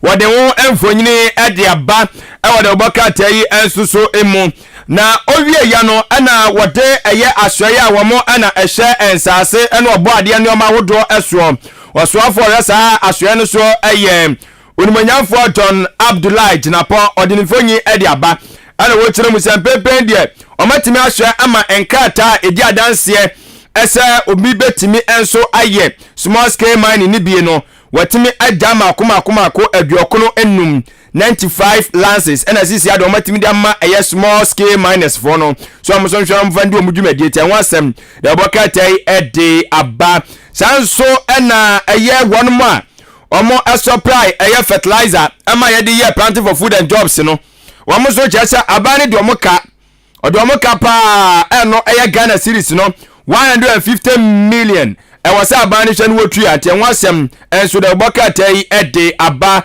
ɛwɔ ha no mo na sɛdem di kan so ka kyerɛ wɔ ɛwɔ the new crusading guide mu no wɔde aba wɔ de obokrata mu sɛ ahyɛnkafoɔ ɛne gyadifoɔ kyerɛ sɛ enuane ɛboa wɔ soro ɛna frango no so boa wɔ soro ɛna kan ho bi ɛna ma Ghana fo ho kyere wɔ mu te aban hwɛ na wonya ho ebibi the founder the obokrata no mu ensem Ghanaian publisher the obokrata mu nsɛm na mede ɛto aso ma na yɛde owura bi a ɔyɛ kokɔ minim so free o senso broni o mintumi hu but ɔyɛ kokɔ ɛna asoma mo kan sɛ sɛ yɛ yɔ ma kronkron Ghana ye no ɛwɔ sɛ yɛbɔ aban na ba so ɛfa no education agenda of fine de oye na osi ebo aban na ba so e wo saa efa no Ghanaian publisher de obokrata nsa abo amane o de donkuma no ba no dani onimnyafo Haruna Idris Mfoni atonu se na o kire se wo mo enim de papa bi mo de to akwamu wo mo hihye papa bi mo de gu akwamu no eno na abo amane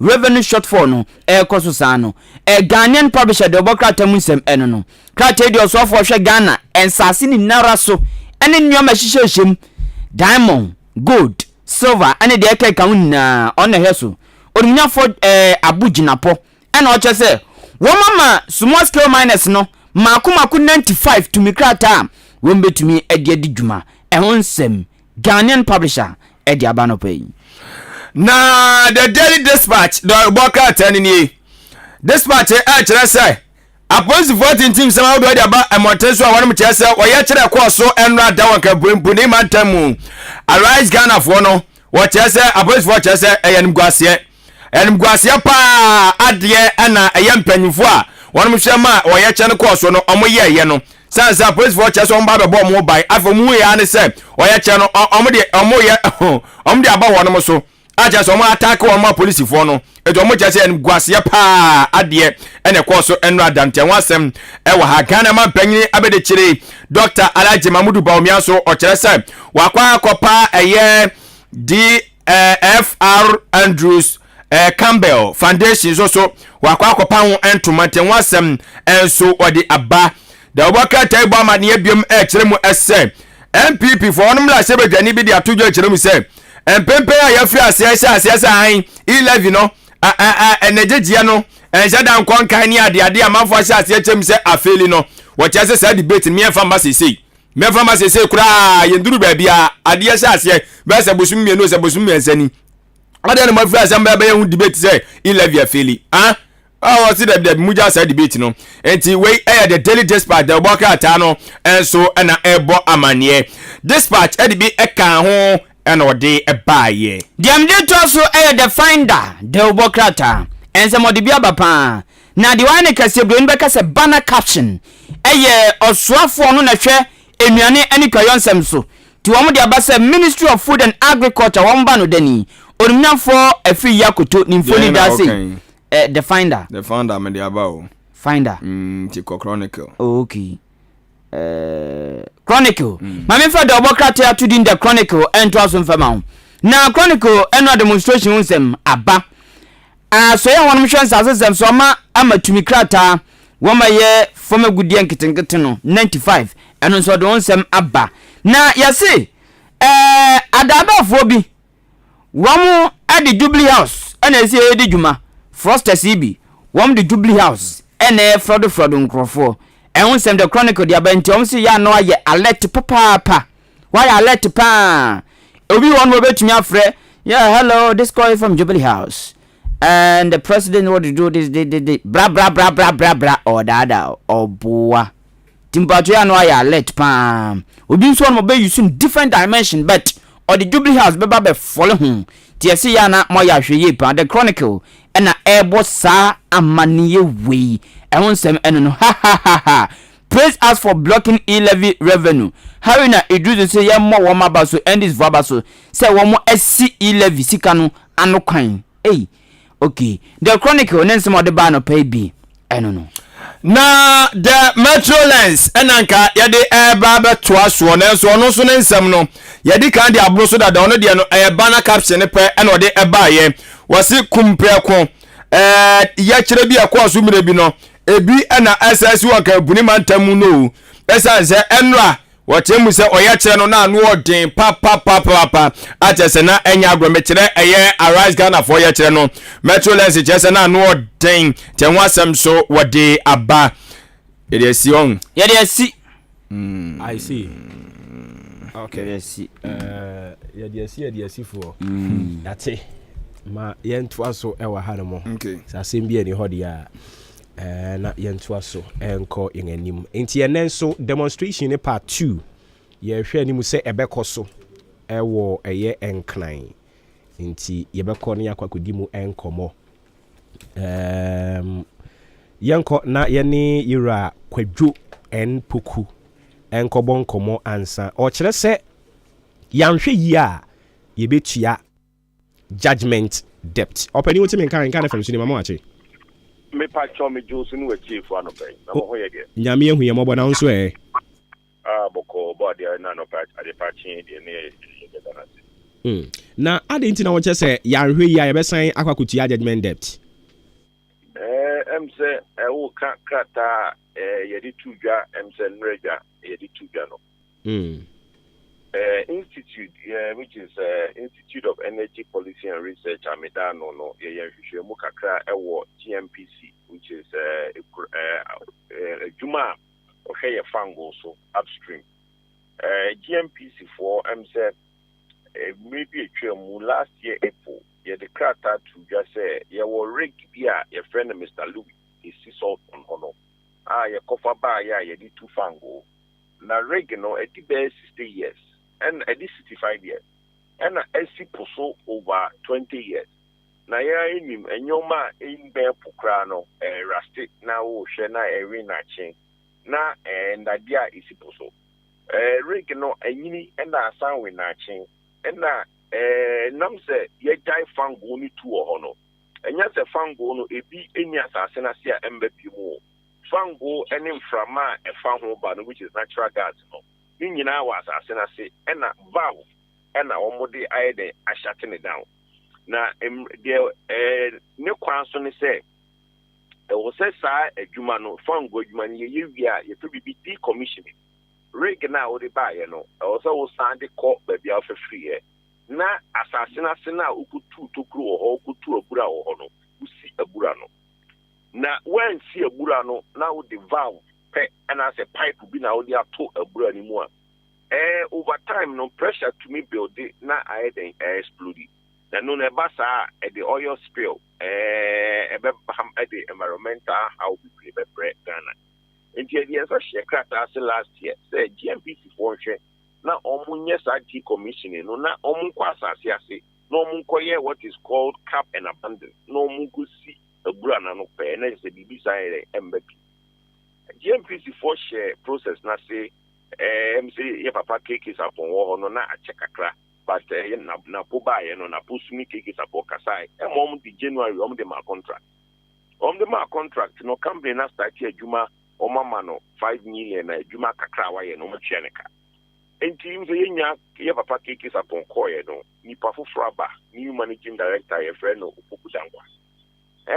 Opoku Dankwa no na ye deputy chief executive for technical operations enti saa adwuma na keke wo horo no mo ye FSID commissioner no ono na ehwe meeting bia no na chair meeting no enti onimdie koso enti yanu bi nti ase se oba ye since bosumi na ini a bosumi miensa bibia nkoso di commissioner no contractors a omo ye no mo fra hwe nkoso meeting no so omo ye no postpone o ma date foforo afri the meeting no kra no omo fra cross meeting ye ni ho na ye mu bi hu letter company Natural Coma Petroleum Commission enti anunti no ye pese Ghana for tiasie say in sim say na koso ewo GMPC na empo enam se company no so akwakutu akoye contract with Rick Njuma Logistics nyomom ne ba be ye adwuma no omdo mo nsa akoshe contract ase no say adwuma ni delay na se company no continuous on mejo musika nyom mi ne be si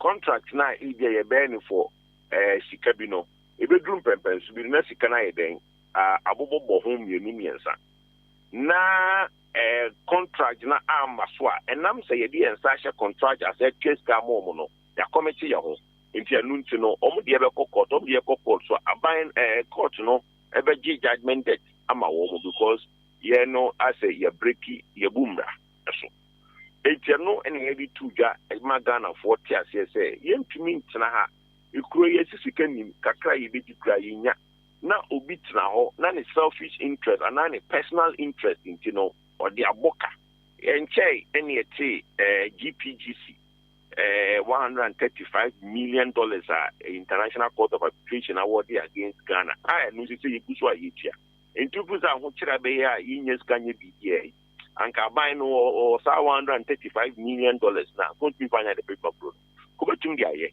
enteno na ye pese ye bokoko na obia na o yama no position bi o sum o mine no on fa ni personal interest bia no emebo o mine ka.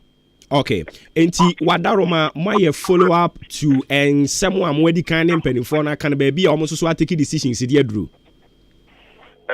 No any decrata ni tuja the decrata tuja sa ye twen na bia is about baby na what you kwa wi ya na what you besim no yes you be call ni akubi the decrata ni tuja no say ni dey na mo so mo ye fa ho nti ye be twen na what you twem a ya kwa ba buza mpanyifo de obo ya fa ho minim say enra ye de letter ni tuja no meeting dia call for because they become our parliamentarians and no name said almost our parliament na by omubusa and for no sans 17 year train ben na what you twem we be kwa kubusa mu dia kusie. Okay, enti said the okase mo twen yen so ye be twen na mukobisa mu an ye besi bia no yaba na yaba be di mu nkomo anope ye da se obre no ada je wanya kyerɛkyerɛse mu amayen. Yes me da se bebre. Enti anope ye ne opani a wono and our executive director at the Institute for Energy Policies and Research Owura Kwadwo N Poku and Ekobo and Komono.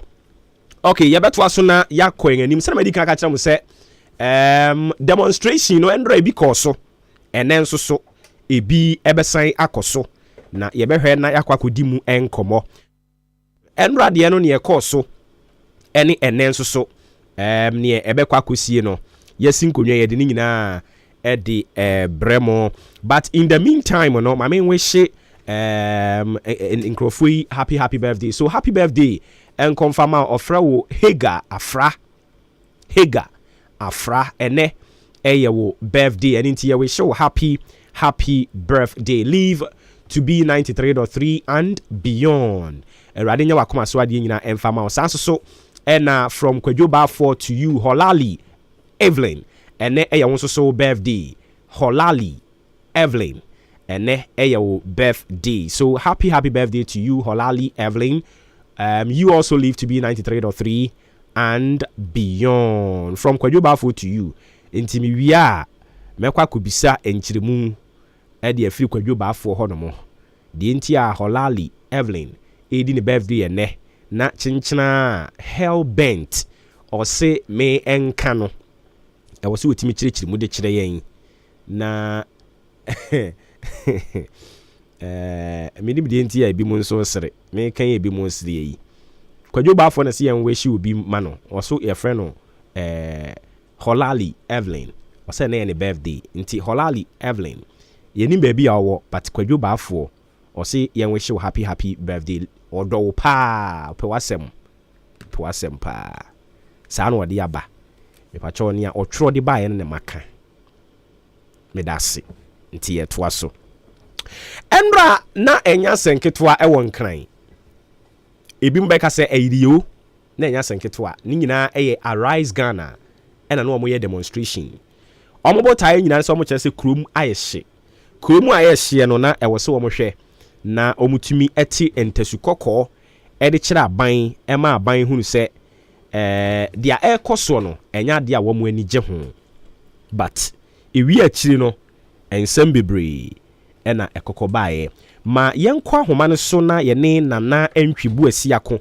ɔno no yɛyɛ nua nsɛmkyerɛni a na ɔwɔ hɔ no mo na ɔmfa amanneɛ no ɛmfa ɛma yɛn nana wotumi nka apɔ mbɔkɔ deɛ mefa hwe nyame adom na mo nso nyame adom yɛn nso yɛho yɛ paa enti wadaroma ɛndra na wɔ demonstration grounds hɔ ɔho mefa hwe na mo hɔ paa ɛna ɛnɛ nso so wobɛkɔ ɛnɛ nso yɛbɔboa ho na yɛasa akɔtoa so okay enti ɛndra nea ɛkɔɔ soɔ no yɛpɛ sɛ wotwa mfonyin de kyerɛ yɛn meda se menia ɛnra sɛdeɛ munya no ntie ma yɛbɔ matiefo amanneɛ no ɛnra ɛna abrewa yi makwa mu ɛma Arise Ghana ɔyɛ kyerɛ na ɔmabɔ ho dawuro sɛ ɔmo ɛyɛ ɛde atia MPP abayan Ghana mampen na nadoda nkwakufu ado ɛda no ne na no ɛfa sɛbi ɔmo kyerɛ sɛ amamu bɔne a ɛkɔ so ɔman mu a fango ɛbo ayɛden wokɔdwa so nneɛma bo ayɛden a wɔtɔ ayɛntɔ no ɛno ɛna ɔmo te ho ntasu kɔkɔɔ ɛde akyerɛ aban na deɛ kɔbɛyɛ nyinaa ne sɛ initially nanka demonstration no ɛhyɛ ase anɔpa nɔwɔtwe ɛwɔ Brasport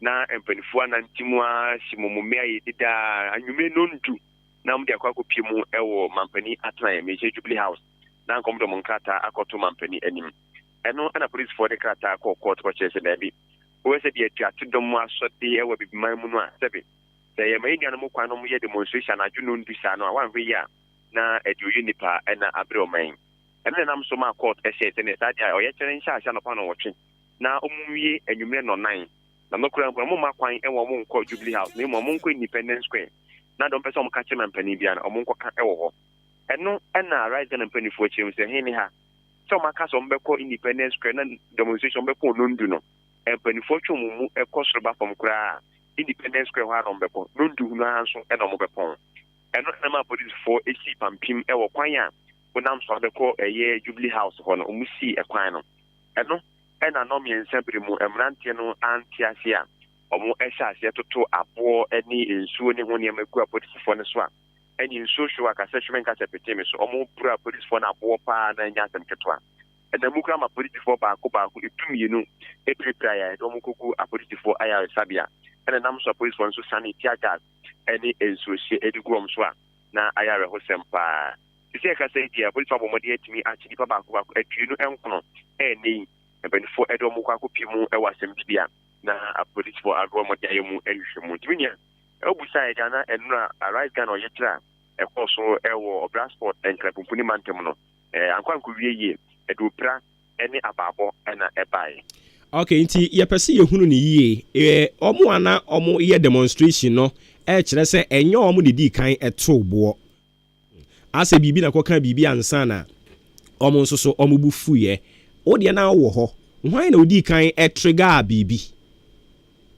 mia deɛ ɛkyɛ ne sɛ abra polisifoɔ ne yɛwɔ hɔ no ɛyɛ IGP ɛbɔ mmɔden ne ne mmeranteɛ soma ne mmeranteɛ bɛdu ɛhɔ sɛ dɛ nka ɔmo ne Arise Ghana mpanifoɔ no ɛbɛdi ahyiamu yɛwɔ hɔ ɛna Arise Ghana pani baako ɛbɛyɛ announcement sɛ sɛdeɛ ɔmo ayɛ ɔmo adwene sɛ Jubilee House a na ɔmo bɛkɔ no ɛmfa ho ɛne deɛ polisifoɔ no bɛka Jubilee House hɔ a ɛna ɔmo bɛkɔ ɛti mmeranteɛ mu ɛyɛ demonstration kutukuta nkrataa ne adeɛ nso ma nhyɛ ne Jubilee House kwan na nso na ɔmbɛfa mekyerɛ ɔno a onimu nkran no ɔfa ɛyɛ Nima ɔfa Paloma hɔ na ɔba bɛpie mu ɛwɔ ɛyɛ Kanda na so wode aba ɛyɛ Jubilee House ɛhɔ a ɛna ɔmo bɛfa ɛna ma police for no so ma say there be court ase sɛ me ma kwan ma mo nko Jubilee House ya ya bambɔfo nti na saa de a yɛbɛsi pampim ɛwɔ bea a mobɛtumi afa de akɔ Jubilee House no yɛma mo kwan ma mo mfa hɔ ɛno ɛna mmeranteɛ no anya ntease a ɔmo hyɛ ase sɛ ɔmo toto aboɔ no kora deɛ ɔka ɛyɛ baako pɛ mmeranteɛ no hyɛ ase sɛ ɔmo toto aboɔ ɛkɔ polisifoɔ no so sɛ bi a pampim a ɔmo asi no ɔmo betumi ayi ɛde afiri hɔ ɛma ɔmo hyɛ ties ɛne ho nneɛma koraa ɛwɔ circle hɔ a na anya asɛm ketewa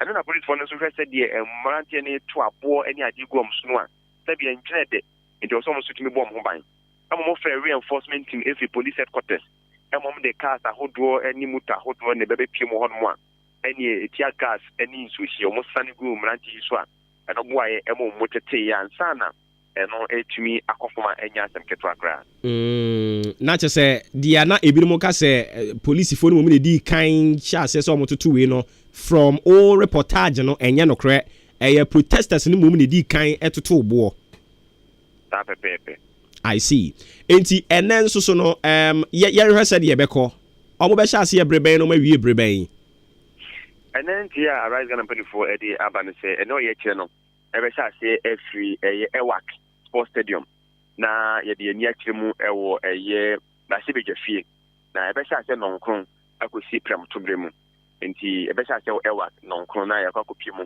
ɛwɔ Bahyɛbadwa fie prɛmtoberɛ mu ɛnra ɔmo pɔn ɛberebɛn ɛnra deɛ tam ɔmo pɔn yɛ deɛ ɔmo ampɔn ɛsan sɛ wofɛ sɛ deɛ pinti ni sɛ ɛkɔbɔ nɔnsom nyinaa na nipa da so wɔ sɛ kɔ akyɛta polisifoɔ no gu so a ɛbɔ ban a afei na ɛboa ahodoɔ ɔmo totoeɛ ɛne ade na polisifoɔ abɔ mmɔden ɛsesa ne nyinaa de afiri kwan no mu sɛdɛ bi a ɛhyɛn a ɛfiri osu dankwa ne ne mpɔtamu ɛkɔ circle no ɛbɛnya ɛkwan ama mo nso firi circle ɛbɛsen akɔ osu dankwa ne adeɛ no nso ɛbɛnya kwan abɛsen akɔ nti ɛbɔ ɔbɛyɛ nɔnson na afei na nipa dodoɔ ne ɛwɔ no bebree na atumi ɛkɔ fie ɛnɛ nso ɔmo bɛpɔn berebɛn wada roma ɛnɛ deɛ deɛ mpanyinfoɔ de aba sɛ prɛmtoberɛ pɛpɛɛpɛ 12 deɛ na ɔmo akɔ akɔdu parliament house sɛ ɔmo de ɔmo petition no akɔma mpanyinfoɔ deɛ hyɛ ahyɛ nɔnkron na yɛwie prɛmtoberɛ pɛ mu. And do you see sɛ ɛnɛ no ahofama ne ɔpɛpa nkurɔfoɔ de ba ɛnra looking at nea esi ɛnra no nkurɔfoɔ da so awɔ saa ahofama ne ayi no saa commitment no. wohwɛ sɛ deɛ nnura ɛsiiɛ no deɛ a nipa fam deɛ nkɛ bɛka sɛ bebree na aba mbɛbu ɛsiane sɛ wokɔ akɔyɛ ɔyɛ kyerɛ de apɛ deɛ wobɛdie na yɛato sane tia kasa ku sɔma nnipa bebree na fam apirapira no bebree na aba mbɛbu deɛ nanso no ɛbɛ ne nkrabea na bɛkyi nyɛ kodu ɛwɔ akawa a ɛne yɛbɛhwɛ sɛ nnipadɔm no a ɛtumi bae anaa sɛ mmarima da ne ma ɔmo antumi ama ɛsiane sɛ ne deɛ meyɛ sure sɛ ahobanbɔ no bɛyɛ pampepa a ɛnyɛ asɛmfrɛ sɛ ɛwɔ akede nim sɛ nnuanoma sogyafoɔ no a ɛna ɛwɔ hɔ nti ɛnɛ yi no yɛkɔpie mu ɛwɔ akawa ɛna yɛbɛhu sɛ nipa dodoɔ no bɛtumi aba anaasɛ ɛhu abɔɔ ma ɔmo ɛntumi ɛma de tu no nana ma yɛna ase na sɛdeɛ wodii kan kaeɛ no wokɔpie mu a ne yɛbɛsie bia ne yɛbɛba no asan de mu amanebɔ ama yɛ tiefoɔ mepakyɛ mate medase okay nti yɛne yɛamanebɔfoɔ no ɛwɔ nkran nana ɛntwi buasiako ɔno no ɛyɛ nsɛmtwerɛni nti from nsɛmtwerɛni point of view ɛna wama yɛn ɛho reportage no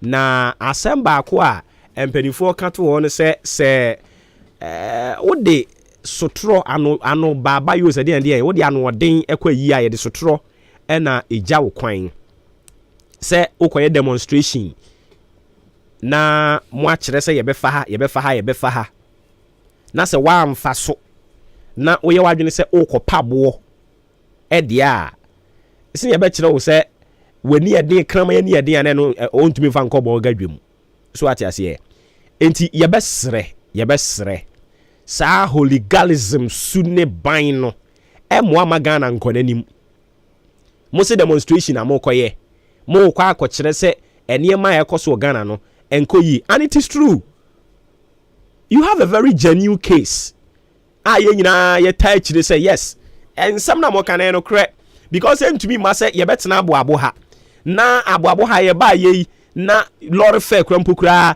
nduru 250 pesos ɛdidi mu abɛduru 250 pesos na me ne wo kasa yi ebinom pɛ sɛ ɔmɔgye 350 pesos within a year afe ne nkɔ awieye o na lɔre fɛ ne jampe saa so you have a very genuine case edi sɛ o present a ɛwɔ sɛ ohunu kwan abɛfa so abɛ present case no ɛnti saa no wasɛm akɔ akɔsɛ yi ahu ɛba sɛ ha adwen pa ɛnti from ɛyɛ nsɛmtwerɛni ne point of view no yɛnkɔ ɛyɛ security expert for wɔn nso so wɔn perspective na yɛnhwɛ deɛ wɔn nso de ba yɛne yɛwura Ishmael Osei Ofori ɛna ɛkɔbɔ nkɔbɔ yɛ security expert ɔsan yɛ head of research and protocol good governance protesters Ghana ɔpɛni wote me nkan nkan fam so ni ma mo akyɛn ɔne ma wakyɛ o wada roman pom bɔkɔ deɛ nyame adom na mo so ɛ nyame adom yɛn so yɛ ho yɛ paa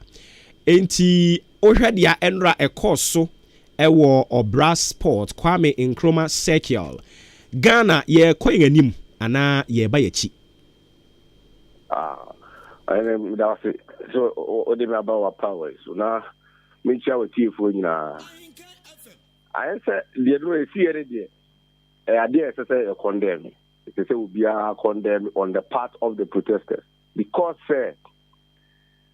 mo de abetu police for any sɛ mo pɛ sɛ mo yɛ demonstration there is not against the law obiara wɔ ho kwan so to me demonstrate na so sɛ wɔ kwan yɛ fa so to mase the job biya so biya ni biya ke de zere no man bibutu but e okwan e fa so say police for that train mo kwan me fa so aye mo nioma what I know is say omuma police for proud notice how many police for engage on one to the time the kosi ye na say be kuna mo beta mo fa no mako ho court no mo ne ade so what you say mo fa kwan ni say na police for aba police for so ombe hamu mia kapitan no fana mo ba ho mo se ko ombe hamu police anya mo fi keke mo ma bin de beti en kwa so mo san ko meetings even before kra na we yet be police for say mo fa no mo fa mo so mo be fa ho ansa na bibiba ndi ni se Ghana police two way say the protesters e be jira ho say eno aso bu jira ho say we ne ye omo to tear gas ababo no me sure say tribopo bi wo nti sa de si no yi pa de it say you condemn me or mo pa first of all even if say wa court na say police ni aka say dia court say dia monfa e wo mbrem Ghana constitution ni say the police ni say on its own description no say mo fa e kwan we so na say be cause traffic and na say be cause way to the nation police can direct you to pass another path. It is in our constitution. Incident in a much more demonstration. Now police say okay, maybe I must move corner. The police one thing says the police didn't tell the possessor of demonstration. They only told them say the path now move you can't use here, so use another path. And look at no, and they say you're too more. And police and just say Ghana for so argue with secondly why a demonstration or the petrol eco demonstration why no demonstration or the car tie eco demonstration then be the police will I very well say from baby so far not even they were not allowed to go to the Jubilee House because so we demonstration as we did no way now we dream there. That means police were bomb about say intel so was very good. So what I say because who got demonstration now with the petrol? Who got because the petrol road where I'm gonna say they make what who the petrol where there was demonstration because who got demonstration, a peaceful demonstration with the petrol more time into the was in the aboard the free in a buy. Price no much they free in a buy. Petrol no be good to free in a buy. We now demonstrators and one medical demonstration. This is very bad. We nobody should ever say about supporters are moving. It is bad. It should be condemned. And even one hour the leaders of the Arise Ghana, no. Arise Ghana, they must be brought to book. I see, but the argument now also has been said from the word go, and I say police, or show bad faith. I don't know ma almost so ma boa omo ho dada. Omo hold this opinion, no. No omo nya dream because ebia before demonstration ni beba so no Ghana mra a kire say de wakekan Oma be notify mo with omo time. Eduru baby mo se mo nte ase. Omo no ma be meetings. Enti say last minute. Na wo tabiri asem a wo ya we no the court ah. Wo na say onu mo endi ni ye. Oni.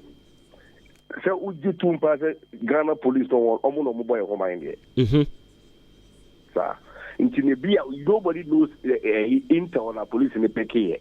Nobody knows. Inti eno no ebi mo so chese say ma pick mo intel or whatever said ya mo okay mpukra no a you still have the contact to a leadership of a Rise Ghana. Aden ka mo mfre wo mo na mo nkoye meeting rather than running to court no. Eno na mo chese ebu wo mo abam. There be opening tea. Rise Ghana demonstrators no. It's also before the name Kophobia so rest year more 2 days. A year more a friend is saying a final demonstration. Now demonstration on Bayano. Omonko whatever, nothing later than Omonko GDC. No money idea. First of all, somebody to show money idea. Don't you think that case now they were Rise Ghana and I won't notice in the time. Omo mobile home and Omo the opening the same. In the example for we are and one of the mammo. If we move to some one of the demonstration of the year, Ghana, ye broadcast in Bonnie, Mamma, but we are Wadaroma on records, no, and yet Rise Ghana and a call, yes, or more baby beside. No, because they dino. Okay, I said, Nipana woman, one on one. A Nipani binum, and your munina. And no munina, but no. I said, "Anybody, say Nimuna and Sisha." And you know, I say, who say to protest the demonstration, no school demonstration because there's a big home will let me do. So, the demonstration, and not the idea I say, will be a demonstration because you see now. But now, so, okay, to panic it all now. And because see, catch over say, okay. Ya frebo say okay mombra they say the time man the mama because of ABCD intelligent even for that time and mama and come to that into the police in his own wisdom because they decide they court you account meeting that to me the side who say we see here so what you know moment asem we dey cannot there and that there be you be police no after me one ni ya there be I see. Okay, enti my am picking from a security aspect perspective na yenhwe near a course so enrani nyina no how does it speak about yen security e Ghana ha yen security agencies no omo exposed because say demonstrators any police for a call demonstration and I say omo ko bo omo ho ban na the ebehu an say demonstrators pelty stones at officers ya expect some be boy ho ban no a expose your insecurity. Really funny what beside the question but they say beside question how does it expose the security? Say security na ban no ba be boy ho ban now what are the pedal tools to no. The police the first thing of the police is for or no be stay alive as be to ho ban. Say I should trust in your security. Because and once a ba mitrim say onipa amiama ko no say o mebo me ho ban na me say twa me ho say me ba be ko ne bo it means that onipa ko na oba no trimupo bi no neba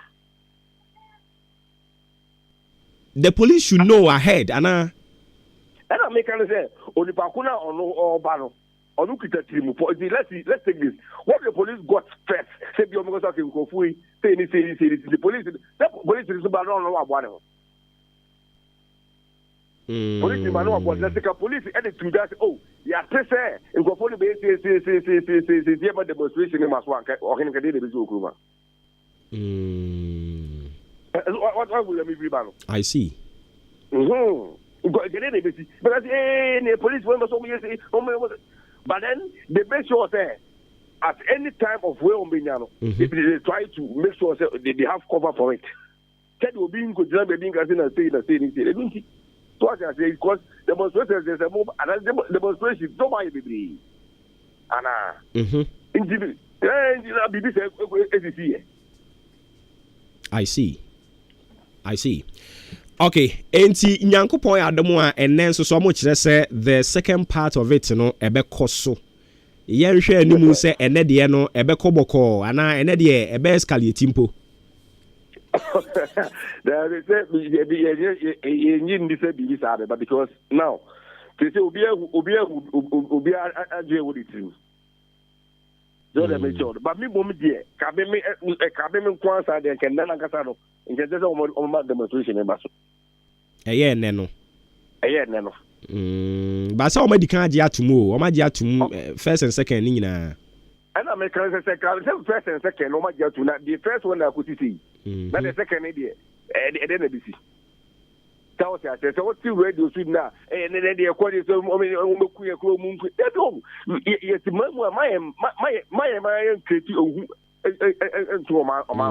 unnecessary fear and panics no panic the body the body nobody that before my demonstration crowd e be multi radio so and sat down in the hair the basic the air person be clients or you say first to the run before me for the basic they don't do that. I see. I think mami misa we so we a security aspect. Otis say nkrofo ye comparison of a year past event and inti ebinumu ekoti former minister for interior Yera Mark Owin Woyongo in 2015. Wabra bibi say ya cause so say violence begat violence. O wo hona what say ye refer to past event to say ade ye ya sia in security wise no say no set here. Okay, na me say ni na ko back to amanfo bi tiri mu pa ekita o. O de ma say. We don't want to come out and explain things for things to just get on another side. The base of the thing I say a bimukita trimophobia, I done the big tangophobia on person. And that is what they are doing, which the security agencies in the country will not allow these things to go on. I see. But me can in a way say said yes, yeah, you know, yeah, condemn say yet, and what's the SCA. I won't say I condemn it, but out of it, and Nkrophobia so prepra. And also so a ya dear, yeah. It is a Honomona yet to say, and Nkrophon so the year politics say near a 2 year in 2015. Emma Yera Mark Oyongo catcher and said violence begat violence into being a CNOA. As a year horobano, security, bambong semuno, said in a Dutch here. Sir, and I make us say. And so even that comparison. I don't know, baby, a cool baby. Oh, what am I saying?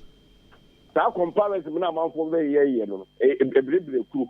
Fine, if you may prepare. I know, dear, young guys will be a prayer, it will be the answer, whatever. It will be a prayer, don't call away or whatever. No. But then, say 2016 this happened and then we see that we have our comparison but not as important as would be what do you could see the answer. I see that's it. Me and no matter why just say you best for food there be but never. And no one will have just forget it. Okay. Just going forward. Yati. Yera ma yena se aropa bibia ye besan ba hobium.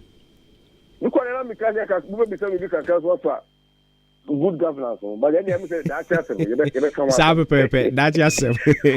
Yeah, that's very. And about me fa Isiaka tell so ma Kotoku Mangini. Okay. Yeah, Kotoku Mangini NLC. Ochia Kotoku Mangini so dia ne na maybe me ye Kotoku mayor nti we disi me so a obete. And I'll say and my idea so Kotoku lawyer but you can read for him. Yeah, that's it. Aka we no eja ye se wotwe anko wi ne nwoma ko aka no sir nti wo de ba na ja ya hye da tumpanimfu abeda wase. Yeah. Okay. Yanira Ishmael Osei Ofori. ɛna ɛkɔtwetwe nkɔmmɔ no security expert ɔyɛ head of research and protocol good governance protectors Ghana and yɛne ne kɔtwetwe nkɔmmɔ no. That also brings us to some 36 minutes into 8 a.m. Jumadi agusu awutie ni atuni din sɛ Maakye live on Ahenkan 93.3 FM. Of course, this is where you hear that's your most authoritative social, political, and current affairs talk show. Over here, we do in-depth analysis. Analysis is the end of very deep one. I will be here. Educative into utie bia utimi trotro nyoma gu ho ebe boa daache na etumi aboa mo a mo pese mo beye nsem twere adwuma mo pese mo beye politics any ada ayini nyina mo tie bia ebe boa mo pa. Enti ne say eye fearless and factual. Kotokume yo nya tena se say dia bo nsem bia atemni anti adwoa anopai me amo wache me giri se ompo mboko de nyame adom yensoso ye ho ye ebe hye yie enya nhye yie edenya general manager so betam ahye yie ama general manager yere onso anopai me amo wache me giri se bibia aboko de ye de awurade ase kwaku nkroma enso yere kwaku nkroma yere anopai me amo wache kwaku nkroma yere nansan o have vim a kwaku betena ha no mo de adwuma no a otumi se efridi efrie papa no nwomo to ye no o se bompa yo nia honam nyina efri enti nansan wo energy vim and vigor a wo de adwuma ewo eya Ahenkan ha no a otumi se efridi efrie enti kwaku anopa yi de efrie ya bona baso aya de pa onyere ne ho fa maye.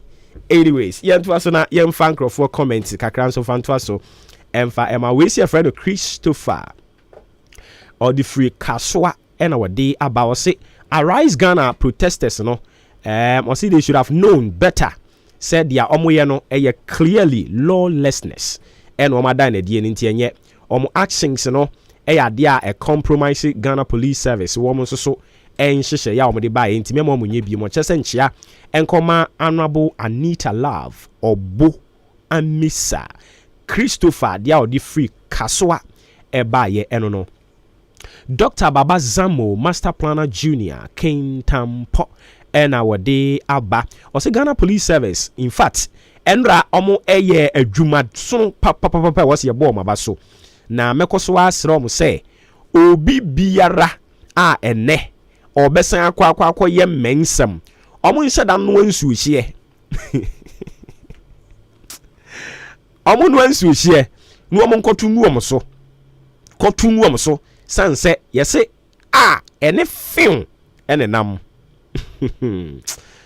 edin oso omo no nsu hye ade e ma se den ne obi obedi nyamra nsem omo tungu ni so omo no aho omo God bless our homeland Ghana.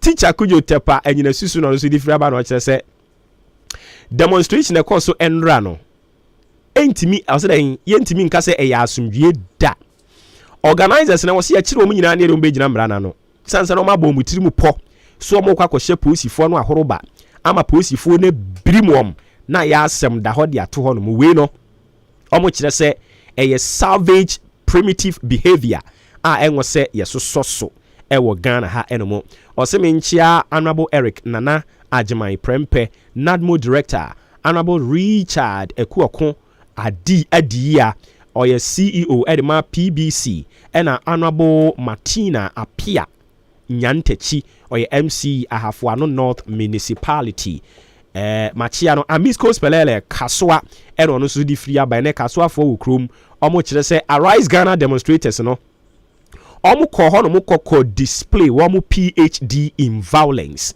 to trasem and omu ko da na die ose omu leaders no enei e wose yetimi eto nsade fra omu nyina de omu ko gina mra no anim na ye ka kire omu sesebe patapapi to ye demra na ewro enchia nkoma Steven Ayensu in team and Pepe womu national chairman hopeful Obatampa Kate Jemfua NPP women's organizer hopeful osenchia nkoma wo mo eno achi so Master Red Kaswa eno no so dia aba no che se how afa 2024 ose sa young boys no a mo support NDC no munim se NDC fo no omo ye wo mo do omo to atutura semu Into tutura sempa de unya bo NDC dia eye synonym edema NDC amanyoku no ene nti momma mani na ho owie no wache se Ghana Police Service endra mo ya de na ene nso so omo gidie wumu se mbesan ya de pa obi bia ne obe ne ho se oye bema no empani se wo ye bema bibiri aye kugyawo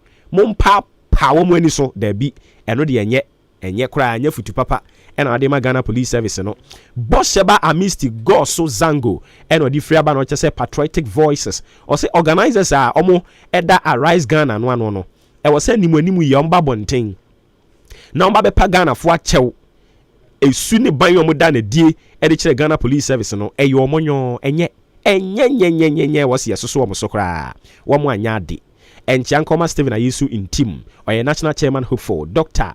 Kweku Efriye enso so o kire se oye national organizer hopeful wachia wo nyina enti bacho we some messages amode eto ayen ewo yen Facebook page onso so betimi de ode e de aba live 0594841044 0594841044 ebi nso di bia fa WhatsApp making kind ama wo mo we say oboba point of correction we are human beings like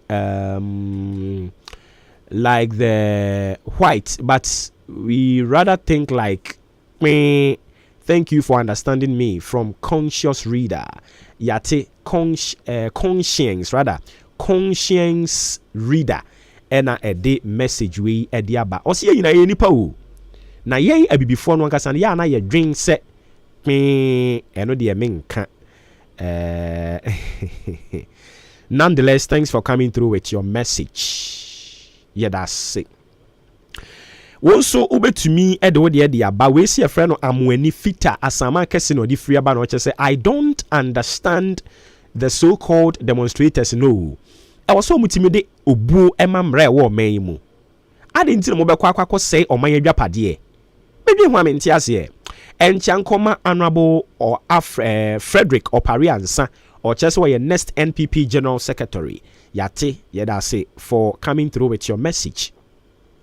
Nana Equia Moabua ting so the free Ablekuma or see a Thai friend 11 die is good pa or send Chiason Konkoma Chairman Kingston Akoming Kisi National First Vice Chair Person Hopeful NPP or see police one more ya dear na animu ya wo catch mu pain and pennyful idea Rise Gun and when no memo on Trahono pupu omoto debi said ya uja wona watch ye so no kwaku kusi bese mo nkonko kire mpanimfo no mo kire wo nso a mo nkire Rex Oma enka ho oka ho bi we demonstration patapa demonstration we demonstration na akua mo aboaten Ablekuma no so di free e de ba ye ntinkrofo di free Ablekuma de ba na wote aboabo ofo se yire bi a chiase so aduro so abe wanchi na wamfa bi ama na hu Bosheba ne odi fa Facebook no makan wasan de atoa mo ha Ankoma Foster edi free achima yire bi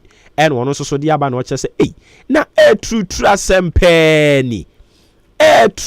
sempeni NDC for ye kwa demonstration na je se moya mo hu ohuriye mo jampam tiri da je se mo de mo ma mo ani so a ensemone nko na mo die o kire se de mo ye na ndra ne de enye na no wonder say mo mampanyini kane mampani John Dramani Mahama obeka kire Ghana for say hwe NDC for there I want to sound a caution that NDC has a revolutionary route, and when it comes to unleashing violence, no one can beat us to that. Or see you John Dramani Mahama 2019 and what can say asemono say ye bane to trust them hwe ye NDC for the year to trust them ni free by you and into ye bane to trust them be one mo betumi ababe gina ye nimu kra so woni ye be compete or see no wonder yate enti be also betumi do the about 0594841044 0594841044 what the ba ye be can kind of come e de amawo enti from one story to the other me no ka say the demonstration omo kire say enenso so omo be sign e the part 2 no ahihye so ye follow no closely nia ebesi wo ho bia no so ade ayedi mu amane bo no de ebebremo ya konsem chro ni ho ama ono so de nsem chro reportage from a journalist point of view. No, the amaye. Wa can clearly say no demonstrators need di kan pelting stones at the Ghana police. And almost so say untumi entoto bo emoyen na unhwe ni mu say yen beto flowers e de abo there be. And almost so sunny tear gas no e di gu mu a na enya senketo a ye chechire wo man na yesu ni ban we ne de e chechire wo man no a me ka kire mu pen Ghana no yentumi nkoyen ni mu. Sani medical aka no mu nyina more issues are more pressing home, more drumming it down. Ye nyina ye tiase because you are talking about the hardships a ye nyina ye koso Ghana. Enti say eye enunti and amoko demonstration a so be it in Kenya bone and mo shase no so no mo follow through the processes. Mo chro krata e the command ye was amode ma no mo di bi kokoko baby e was amode ko fine. Ghana police are okay mo. And it's along the way to quarantine ase nya adwuma e den e beba demonstrator trim say me koye demonstration me de bo edimachi say me de kobi.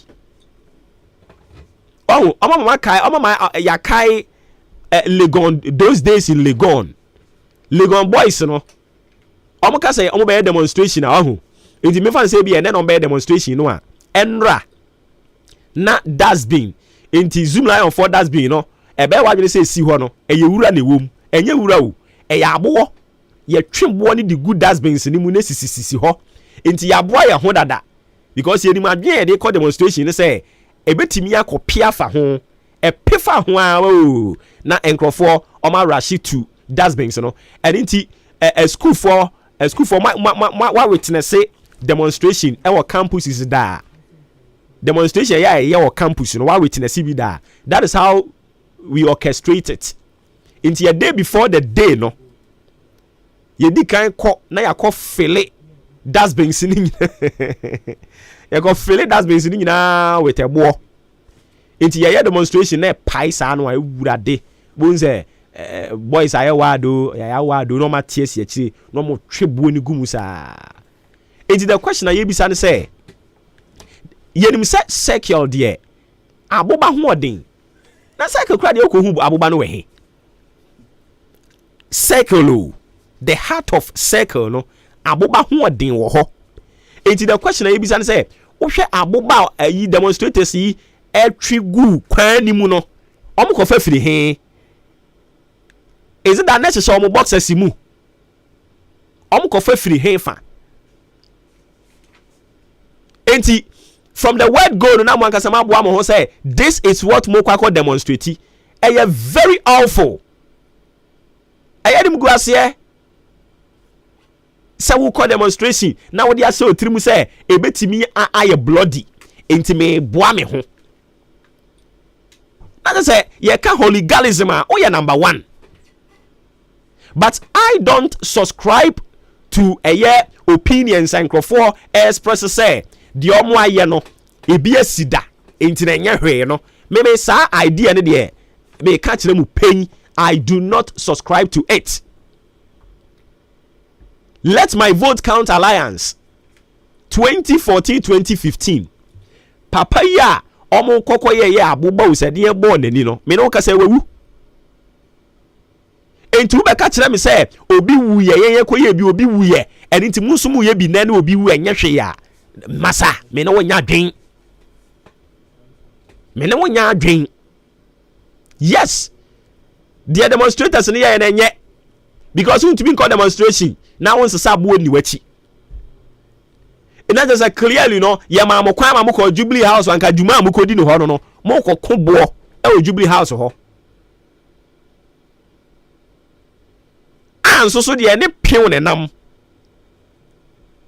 But it was a comparison of a very awful event. No, young compare say a BC abreso. It must say yemubi. I mean, what's a basa? And yes, Ghana Police Service more letter na mo dia ba bonten no. Yes, Ramo demonstrators no I koko a leaders no. Mumfre wom.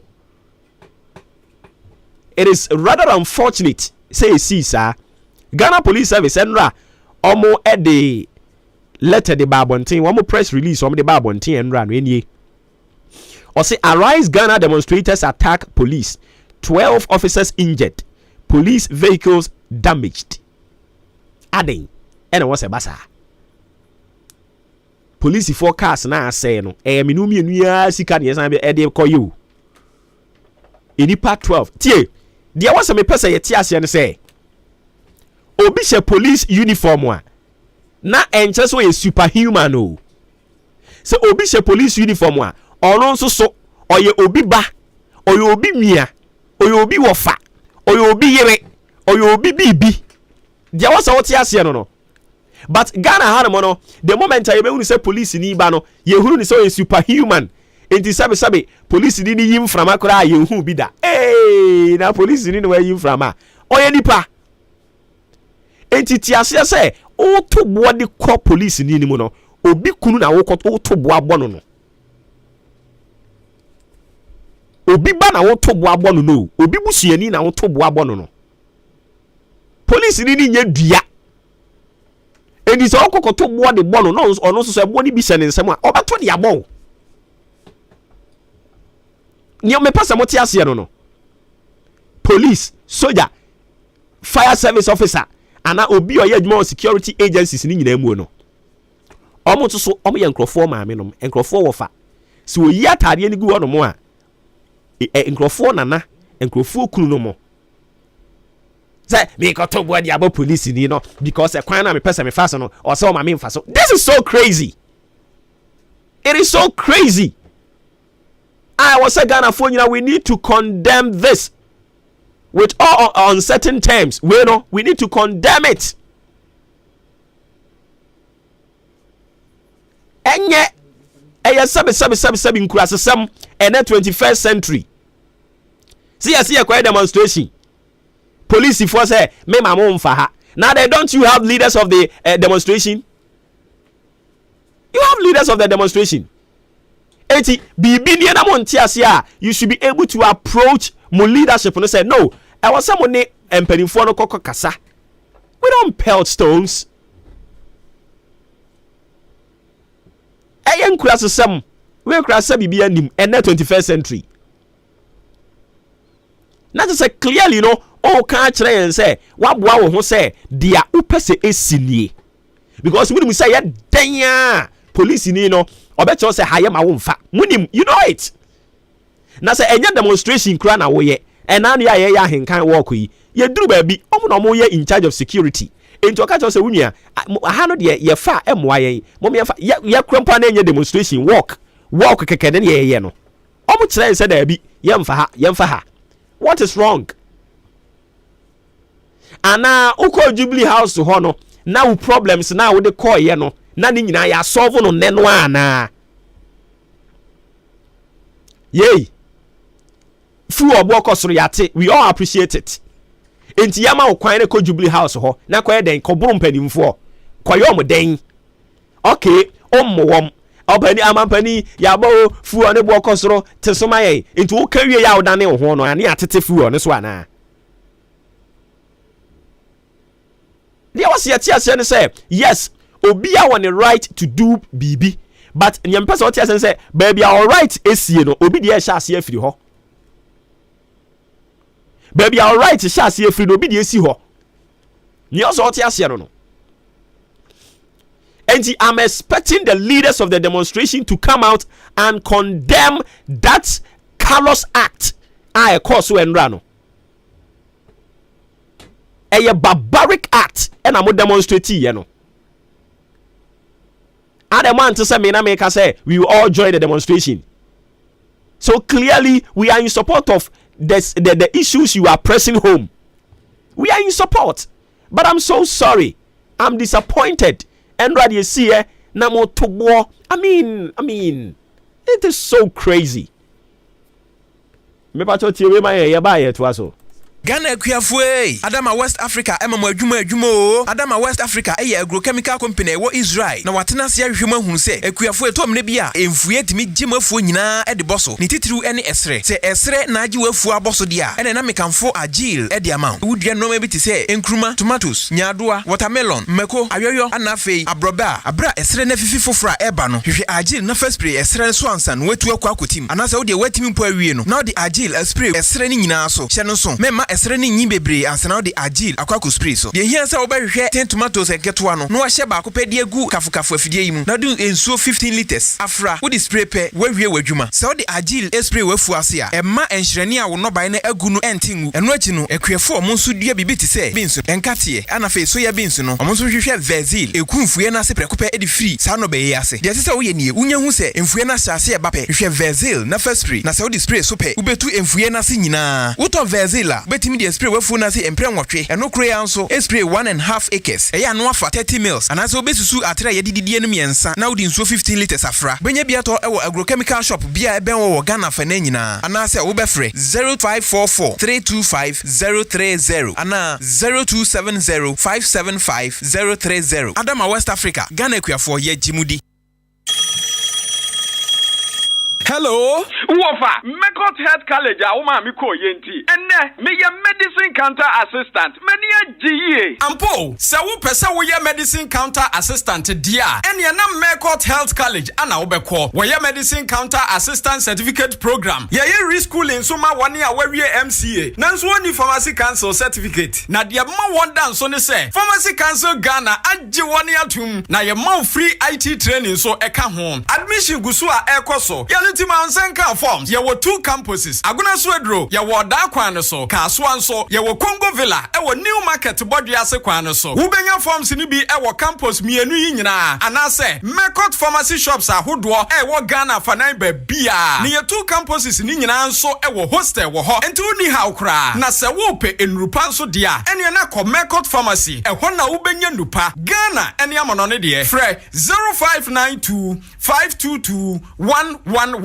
Ana 0244 640975. Maakyeon Health College, you say health knowledge is life's wealth.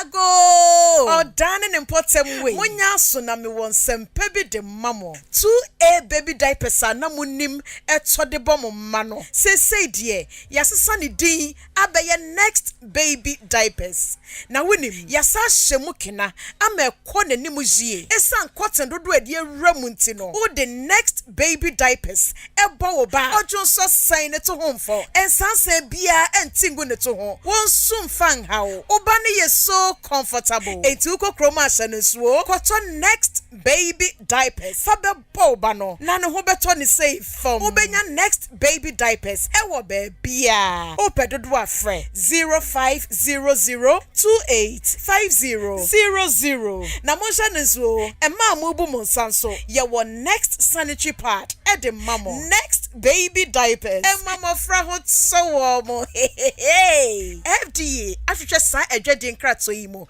Ajia to mu say. Eje.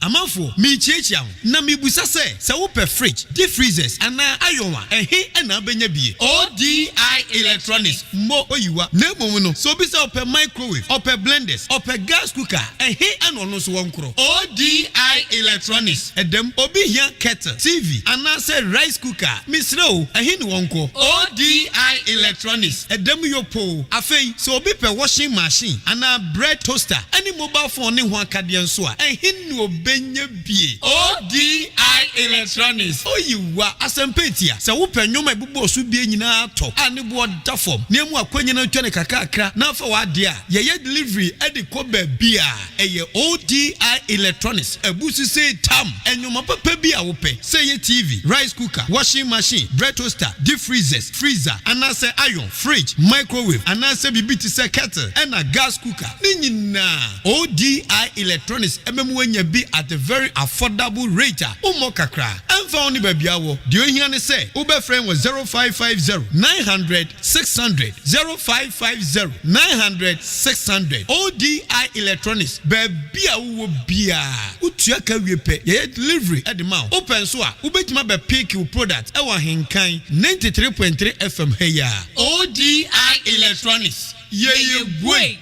Ebusuafue media sempanamo odokita tro edrama upe edro ato ene enha ho odan pharmacy aba ede enro bebre aba enunti edro bia wupe bia wokwa wonom bema bi oyare nso na wokwa mo nchechreche oyade mu so a yebema wadura esefata na oyade no hwrom afru ni pediem yeba ne test ahodro nso a wonom eye blood glucose test, uric acid test, cholesterol test, hemoglobin test, typhoid test, malaria test, any test via wo pesa wo ye. And any pabani adoso. And unti wo to edra top free BI papa. Odan pharmacy council for AGN atum say yenton enru papa enfama. Afes open the door so pomu swetua. Oba odan pharmacy a. Ubenya enrobi a upe bia ato. Tie mamen kancherewe. Obeto edron swa. Ye beche wade free. Ejuma ya fons weni mutepa. Enunti fawani echremu ewo achem oda. Nanes Palace opposite Duke's filling station abansro ne sroha. Ena obehu oda pharmacy. Freyen 0552 092150. Hey! Agwazi jade ujafo ena ne car engine ewuo ya esi wodro so fitting shop wo no ah bra enyo ne kanfu si horse engine oil man no oge ene ne kire PSA bra me na masam ni o akrabato ya kasa se seahorse engine oil no ene wo special additive e ohuru engine mu e ma ne che me dwun ho wonte na via de akra ene me ne e ka ba fie na me fa he the whole world open quality engine oil seahorse ene wo so say private cars taxis commercial and heavy duty trucks enu ti no me kanfo seahorse 15W40 and 20W50 ama drivers ene ka wona fo nyina afi motorbike aboboya ena pragiafo no mumu de mu hia eye seahorse special 40 enu ena riders and mechanics e wo se mo use you unua no kure wo mni say seahorse product ena ye papa ane bonso e wo form semi frimu fia e free na kro seahorse engine oil nko na begu me car engine mu ene for seahorse for 0244 577 559 and 0240 800 007 seahorse products enua adwumayɛfoɔ mema mo ayikɔ yaaye na former wɛ master me wɔ ha na nanu cement a mekɔtɔma mo sɛ momfa nyɛ adwuma no sɛn ɛna former wohu cement no oh master wonim ade papa paa that's right unisam cement a wokɔfa baayɛ no sɛ woto tiles o sɛ wobɔ pras no sɛ wotwa blocks o sɛ woto blocks o ama yɛ adwuma ayɛ mbrɛ unisam cement that's ramate sɛ woyɛ mason woyɛ labourer woyɛ foreman na sɛ wopɛ sɛ w'adwuma yɛ fɛ yɛ akɔnɔ na gyina pintin dia that is the product unisam cement yɛwɔ bottom ɛna pepa mu deɛ na sɛ obi pɛ cement papapaa sɛ ya ɛhemfa na obɛnya bi ato sɛ wopɛ unisam cement bi atɔ ɛwɔ akyem dane ne mpatam ha wobɛkɔ some cheese enterprise yɛwɔ amantra yɛne Duke's filling station ɛna di nhwɛne mu fra yɛn 0243 583 190 ɛna 0540 659 865 sɛ woyɛ mason anaa foreman na wode enipa beto cement babru 50 bags so a ye chewadeɛ free Samchi enterprise ɛna de aba akyem dan amantra ye ne Duke's filling station edi nhwene mu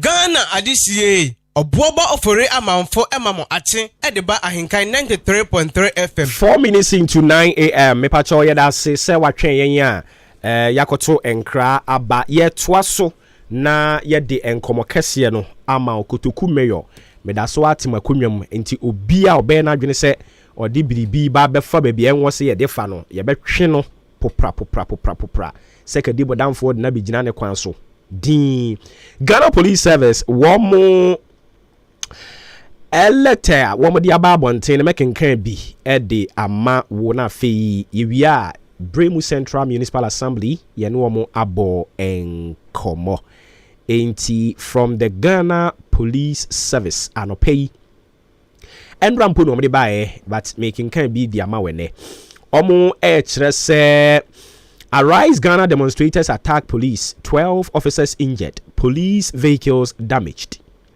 The demonstration by the Arise Ghana group commenced with demonstrators gathering at the Obras port at about 8 a.m. Contrary to the court orders, the organizers insisted on using routes leading to the Jubilee House.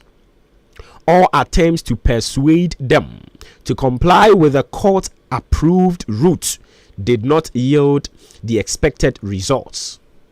Again, unfortunately, and without any provocation, the demonstrators began pelting the police with stones. So far, 12 police officers who sustained various degrees of injuries and were treated in the police mobile hospitals have been transferred to the police hospital for further treatment. Some police vehicles have also been damaged. The demonstrators further regrouped and burnt ties on the road around Sekiol.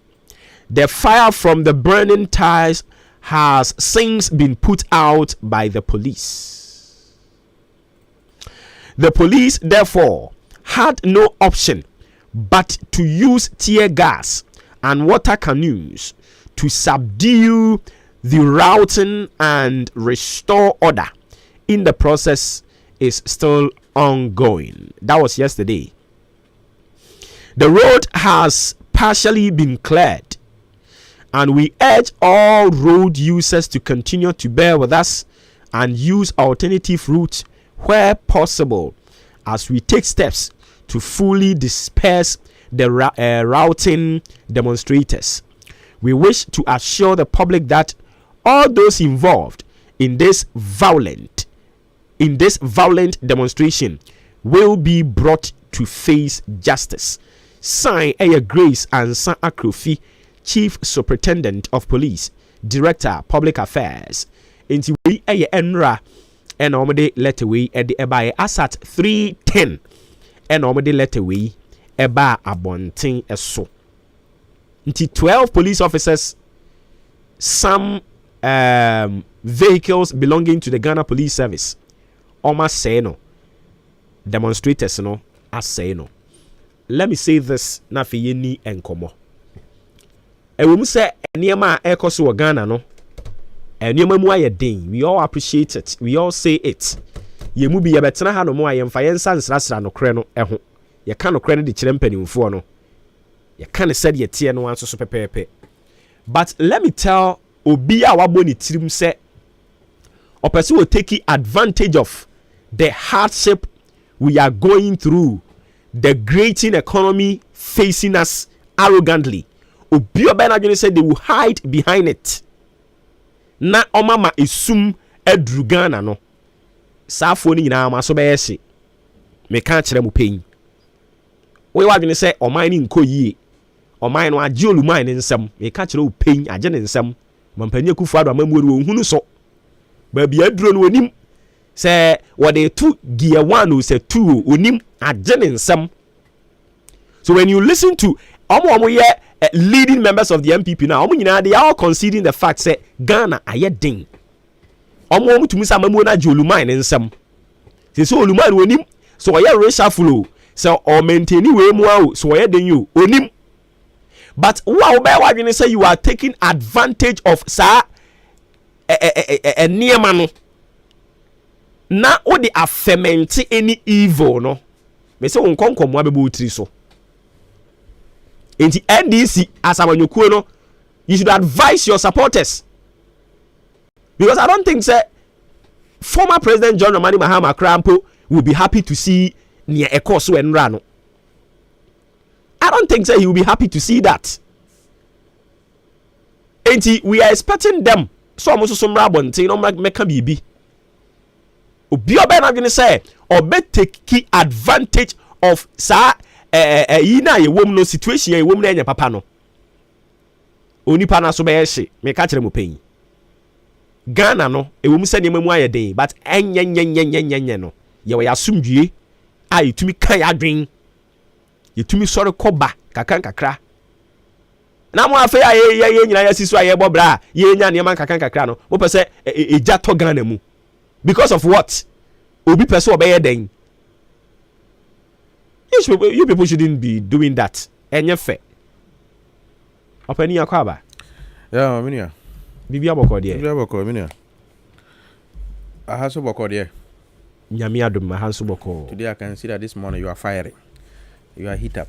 Me ba nyina na meet you. Eduru ba bia sa na wo se ba. Eduru ba bia sa na wo se ba. Na de eka ho. Assembly ho boko de. Assembly boko. Ya maame wo ho. Ya maame wo ho pa. Anopa maame nchia no. Maame nchia mama. Ajo so. Na me nchia ya staff nyina. Honorable President member nchia na anopa and all honorable members of our August House. Yesterday we took the opportunity, Honorable MC baby one ya maame no ma omo Dwanachi hona. The former. Oh, okay. You know, we are looking for alternative place. More check. My brother, let me finish. Let me finish. September year be. Let me finish. Memoir finish it, but September year be intimidating crane small. But me ankasa kura me koho. Intimidating crane be sa ko me ankasa me maame anim. Mo che dodo. Nyankopon ya do September 13 for be. Na fe. I'm aware.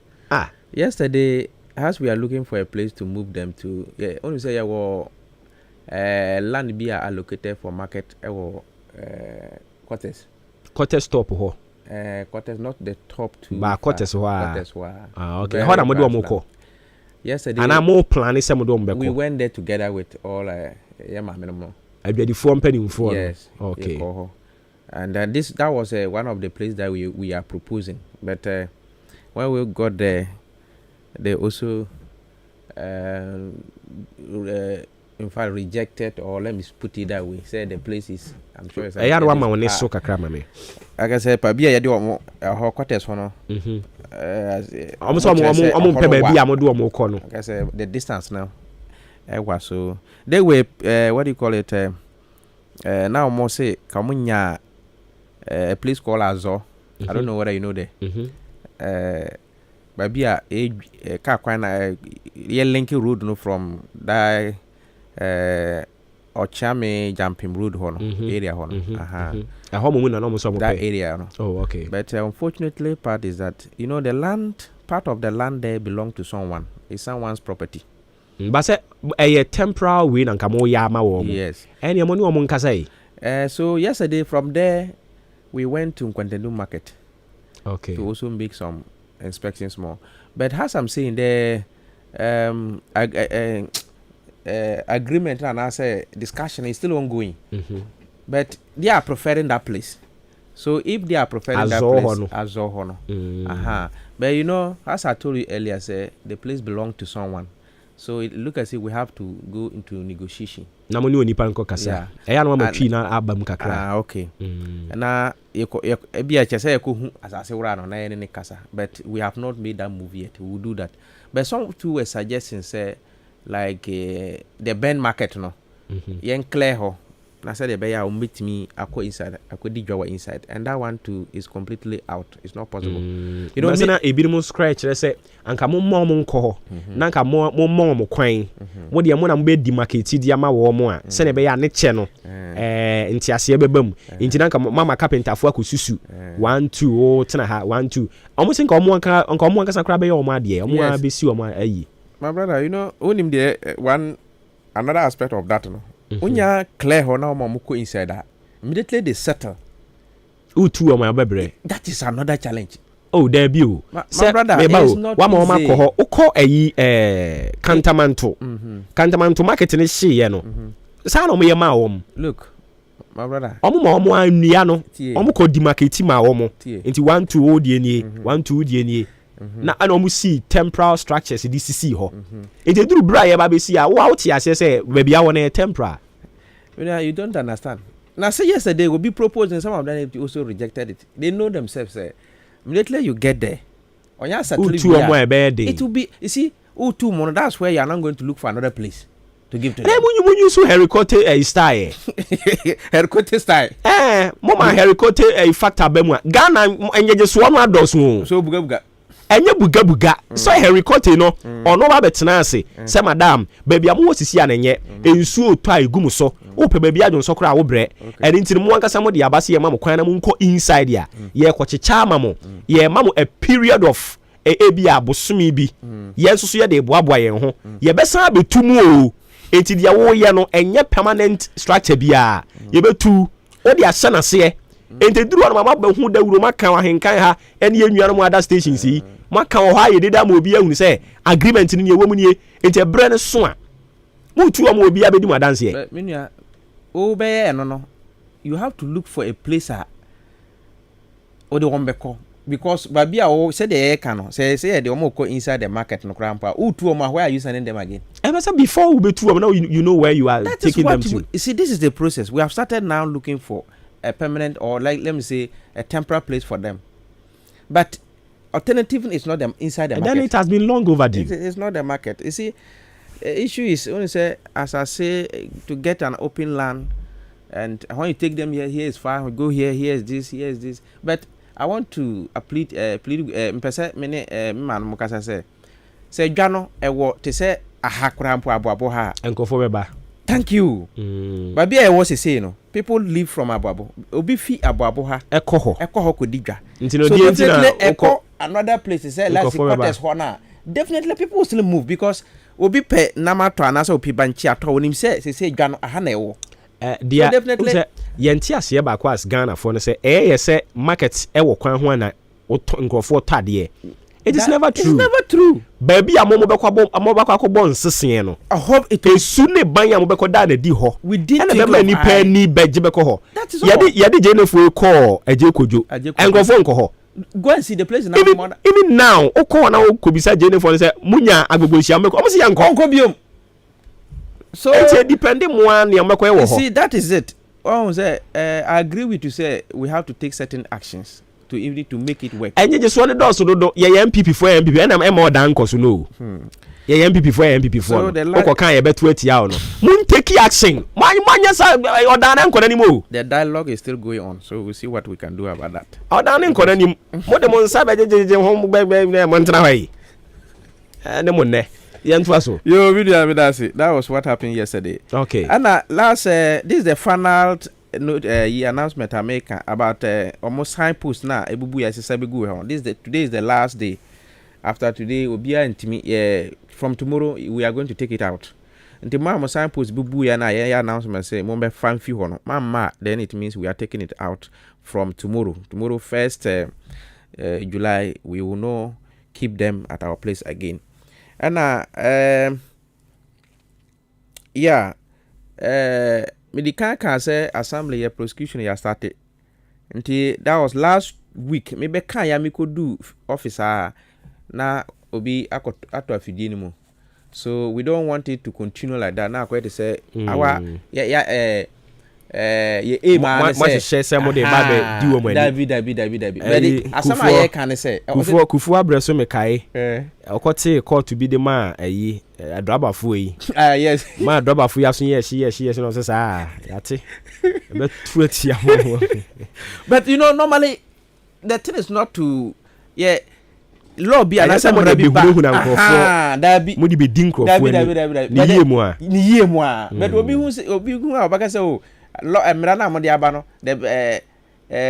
mo pese mo de chi anase mo de pam ye fi ya adwuma ye di ho Dabi but that's not how it is been done. But near was ye tia ase nso ne say odan no a ye pese yie no say ya adwene si ye nimra so nso a it will not ye that is it odan no ye pese yie no say ya adwene say o tax was a utia revenue was a utia untia me expect say mami MC be magic am odan na say paradise because on what when you sika na kofa be chechire odan no good my brother minimum enu sika na ye be chechire odan no that is all and I was see a sense you discipline that is in discipline in odan is too much. I'm happy today you are just bringing the topic that I want to talk about in discipline because you see that what you are doing is it's wrong but still osua kube no de begu kwan ho good onim say kube nyansa sua kube na begu kwan ho onim say aton agi usika onim say uwie ya wa hunu nyansa se ngura na nko good kube fo ya omoton wo e won touch force sim bobi no mo ma maza they see me to be they see me omo hu say me na me mpesa ometon ade wo I'm saying no that's not what I'm saying.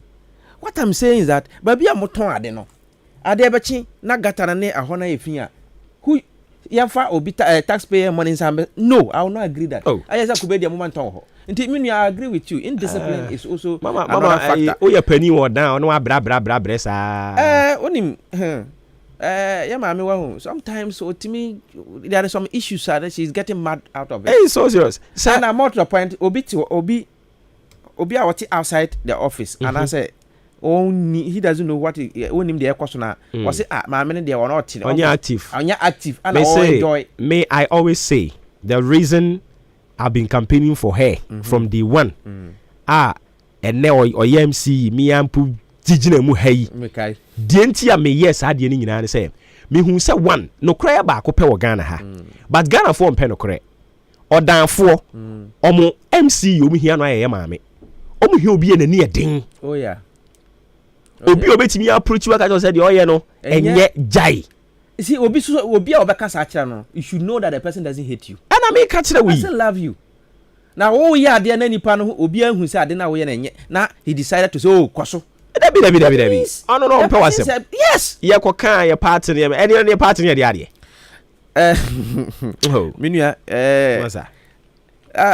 madam because say market issue nra ye kan no say o ka kire man say look me nyaya ka adwane ye shinin ye si sa adwane ne ya mam but sikana me de be ya esi market no menya so I'm now what do you call it lobbying from the central government straight central government kura de ka thank you 5 billion eno ne ka da ho SSS da ho you see ye hwe nim see be call IMF so it's not easy but bia na when Rebecca say on family now be making sure say Rebecca say I will not take care of my family members na obi or another family will see you that you are what do you call irresponsible father. There's no way nobody can do that. How can madam be in office and with Mark say me de my me de buy and say I'm not going to help develop or that no but that's the perception. Was it Saturday I listened to one of this your station there was an issue on the interview of one of honorable member of the house. I'm say and dey free or Joy FM one oba hai. Ade. I say bro. But no that interview no I even called your line but nobody picked. But now that is over I don't want to what do you call counter on that. I see. Sometimes ya fra ya mom picking allow us to also make number we dey am Fred ya emma o. Oh okay. Ya na wo kra wa kai me. Say numbers na announce say frɛ kyerɛ wadwen no abusuafo me ka ne na mate ase say ye program wi a ye kasa say no ye hu say o fra ebi wono mo na me mani aboso okay na maka kyerɛ producer say obi frɛ woni ne nkasa ye hu say I know that it doesn't appear Debbie but a blinky to show that obi frɛ sa enti eno no just a program o kosu say ya and I will bet me a friend. You program one over 2 million times. Obi amfa because obi anhu. Okay. Enti your marketing department number na e di tudwa no. E no na wo betumi afre.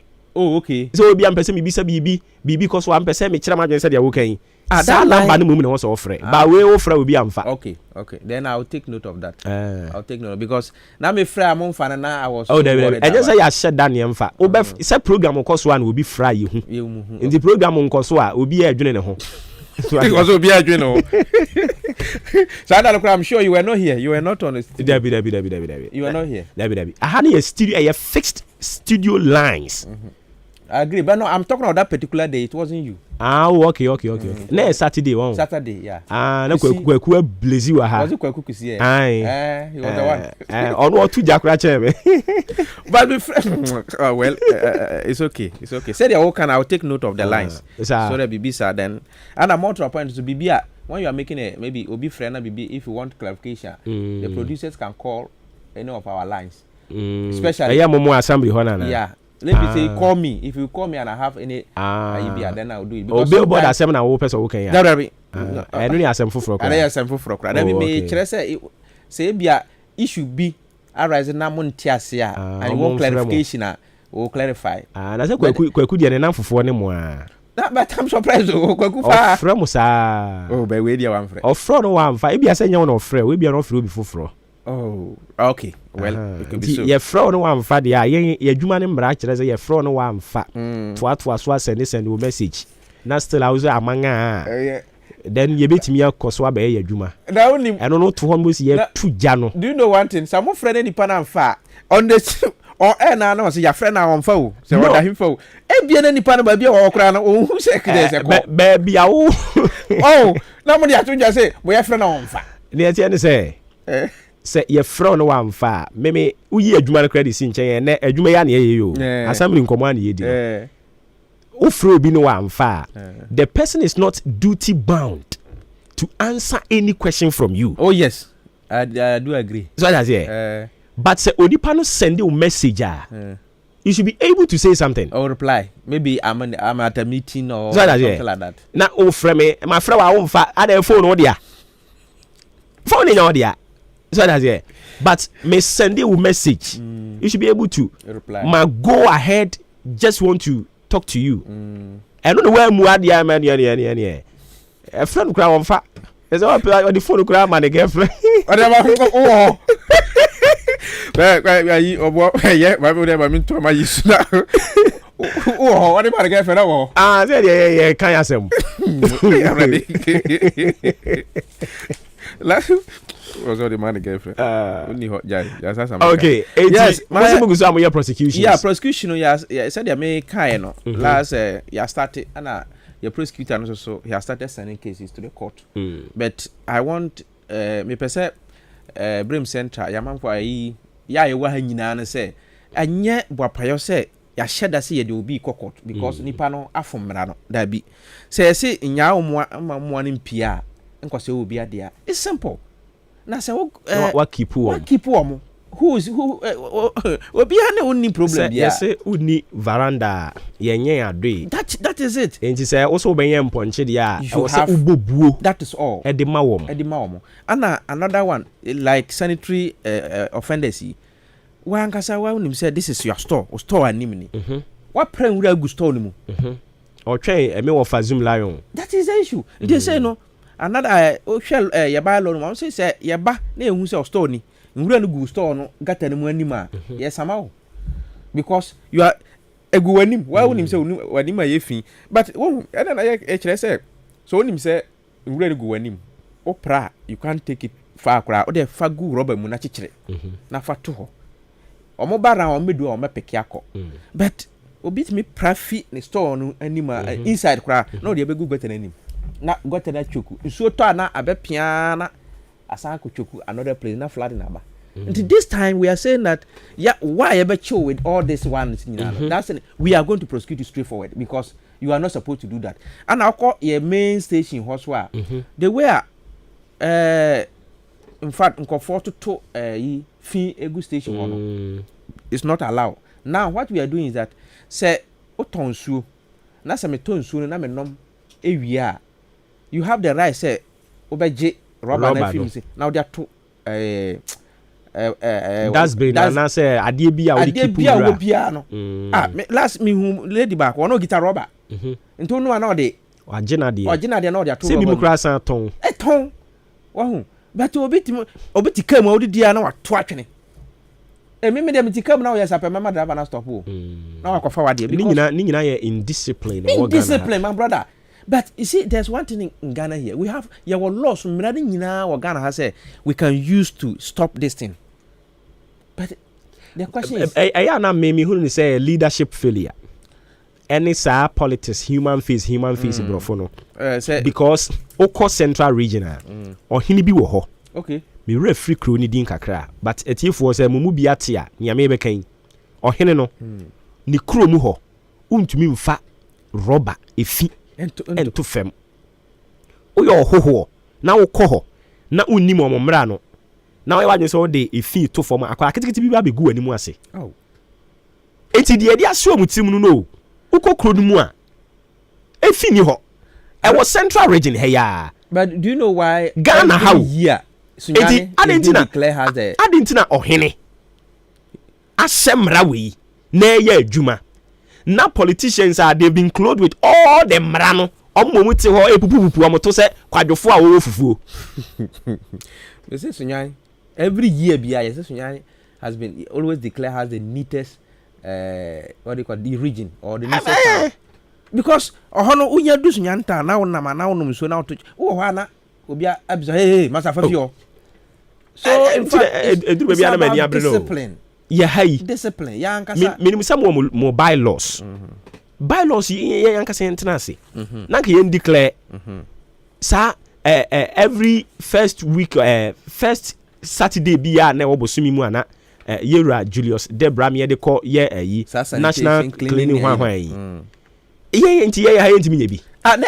Minua asamba na odi aba no. Me kai say ye started sa national what do you call it?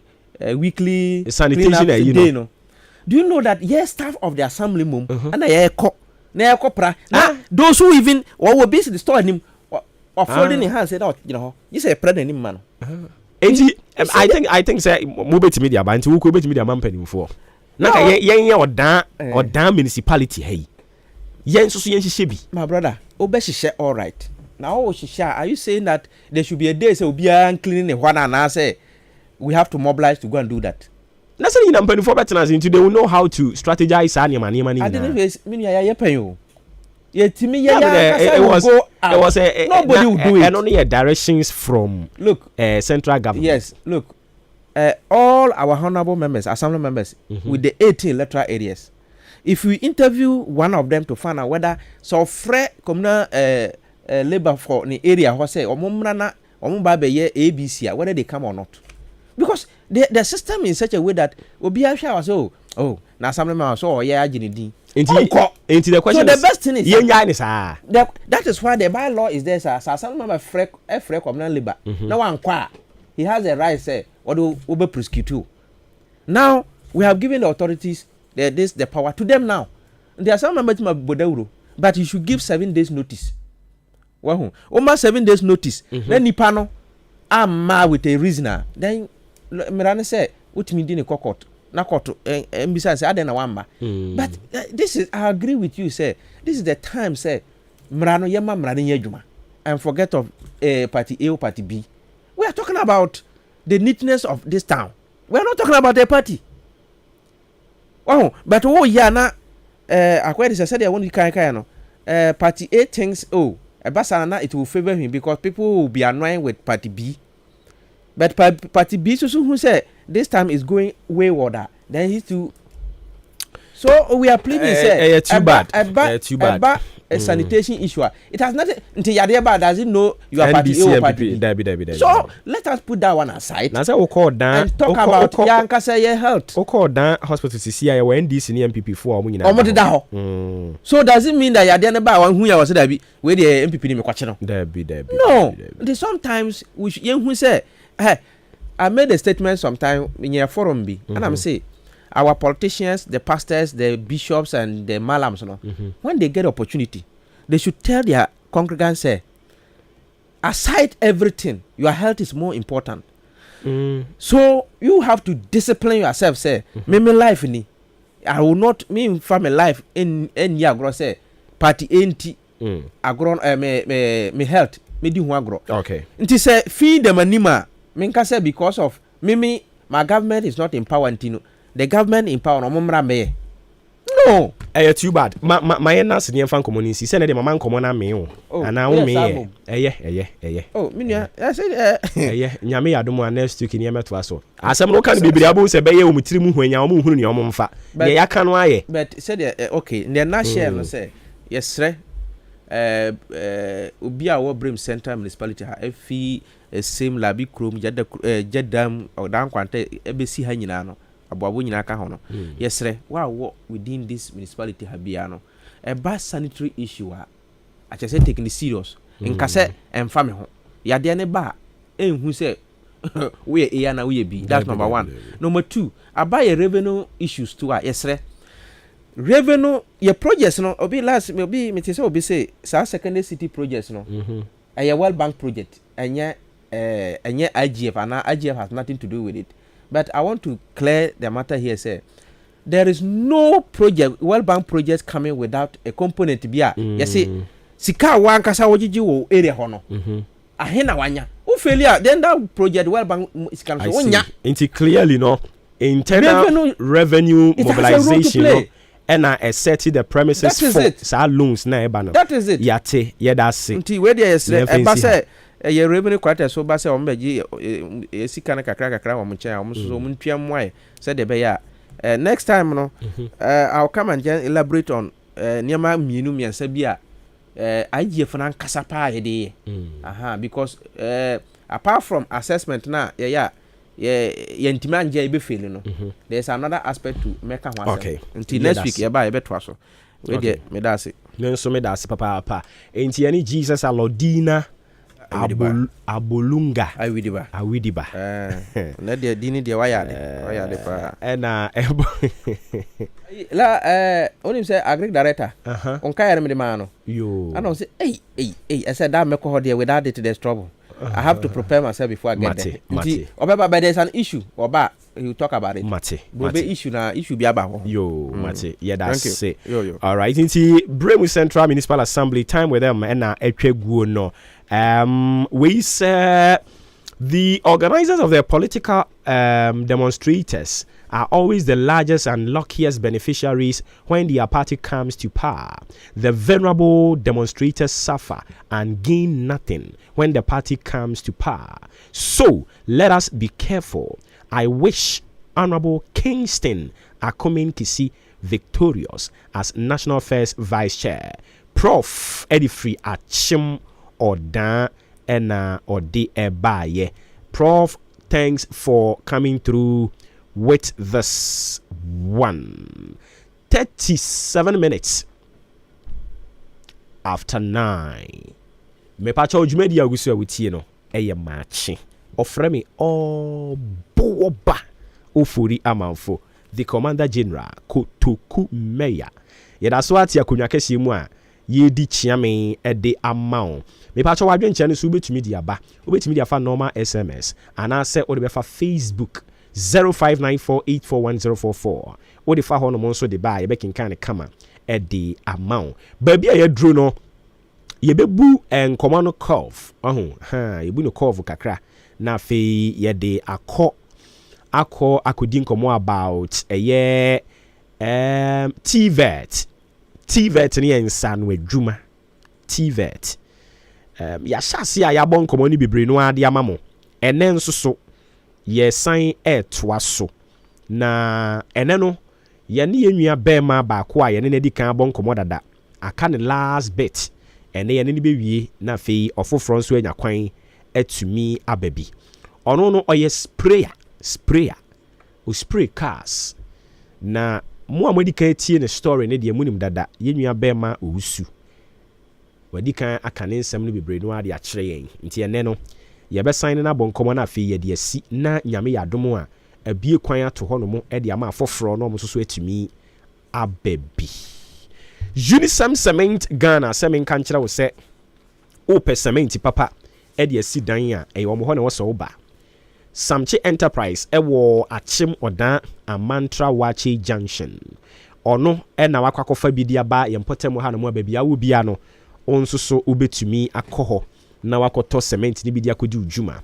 ebia na pese obeye agent 0243 583190 0243583190 yawo enimdifo ma bene be kirekire cement no nia ebeboa wo ene nia wo se woto obeto bags ne be se duonum ne nia buru sa nso aye wachede kama bi a ye de ebema wo nyankopon ya adoma wo kina yawo da ye de boiling issues e de bebrɛwo efi 8 ekopim eye 10 p.m. ochina no eye boiling issues na ye hyase with Achim Odan constituency and ye wie ye call asene manso across so ye twam nyame adoma ochina ye beko ofuase ayire bi nti omo na aduru omo so nyame adoma ochina no na yɛne wɔn abɔ nkɔmɔ yɛ a na watie bi ɛde ama yɛn mepakyɛw aside yɛn numbers a yɛdidi dwuma wɔ fie ha no mo no number a wopɛ sɛ wofrɛ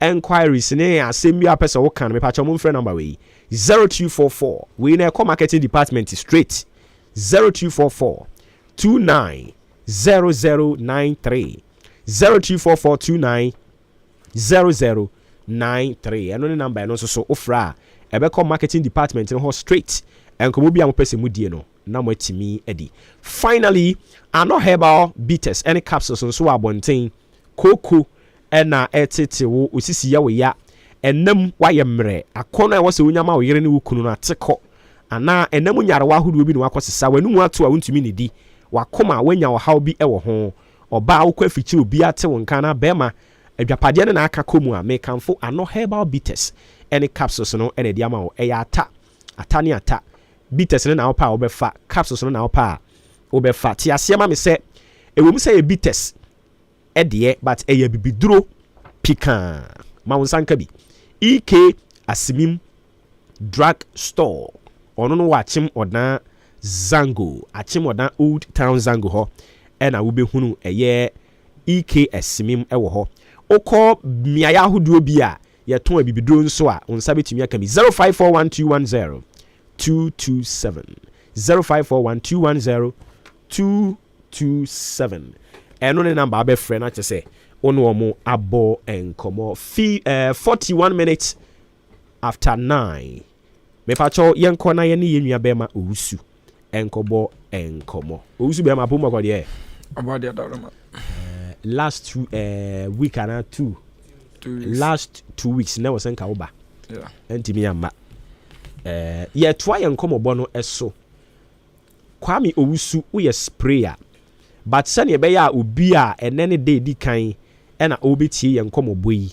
ɔbɛhunu onipa a ɛnɛ ne bɛbɔ nkɔmmɔ san fa yɛ kom kakra ɛhe fa na wofire ɛna baabi a wode aba bɛduro adwuma a woyɛ yɛ car sprayer ɛwɔ akyemɔda salvation ɛhɔ na meyɛ m'adwuma okay nti sɛ toa so ansa na maba mu ebi obi wɔ hɔ most na do mu ni me ɔdan deɛ dodo na ni me ana ma adwuma pa a woyɛ nti sanity okay nti the last time na wo ka sɛ wayɛ adwuma no for how many years me yɛ adwuma no 6 years mu ni wote wo ho bebie wo adwuma no 6 years nie ɛna wayɛ nti aboa wo yɛka sɛ tu obi fo ɛmfa ɛnsa no adwuma ho ɛnyɛ sɛ kyenkyena a wodie bi no wɔmɛyɛ but obetimi ayɛ weld na adwuma yi bi nsa no adwuma aluminium works yi yɛka sɛ tu obi fo ɛmfa ho a sɛn na wafutuo ne bɛyɛ mɛtumi nua no mɛbɔ no fo sɛ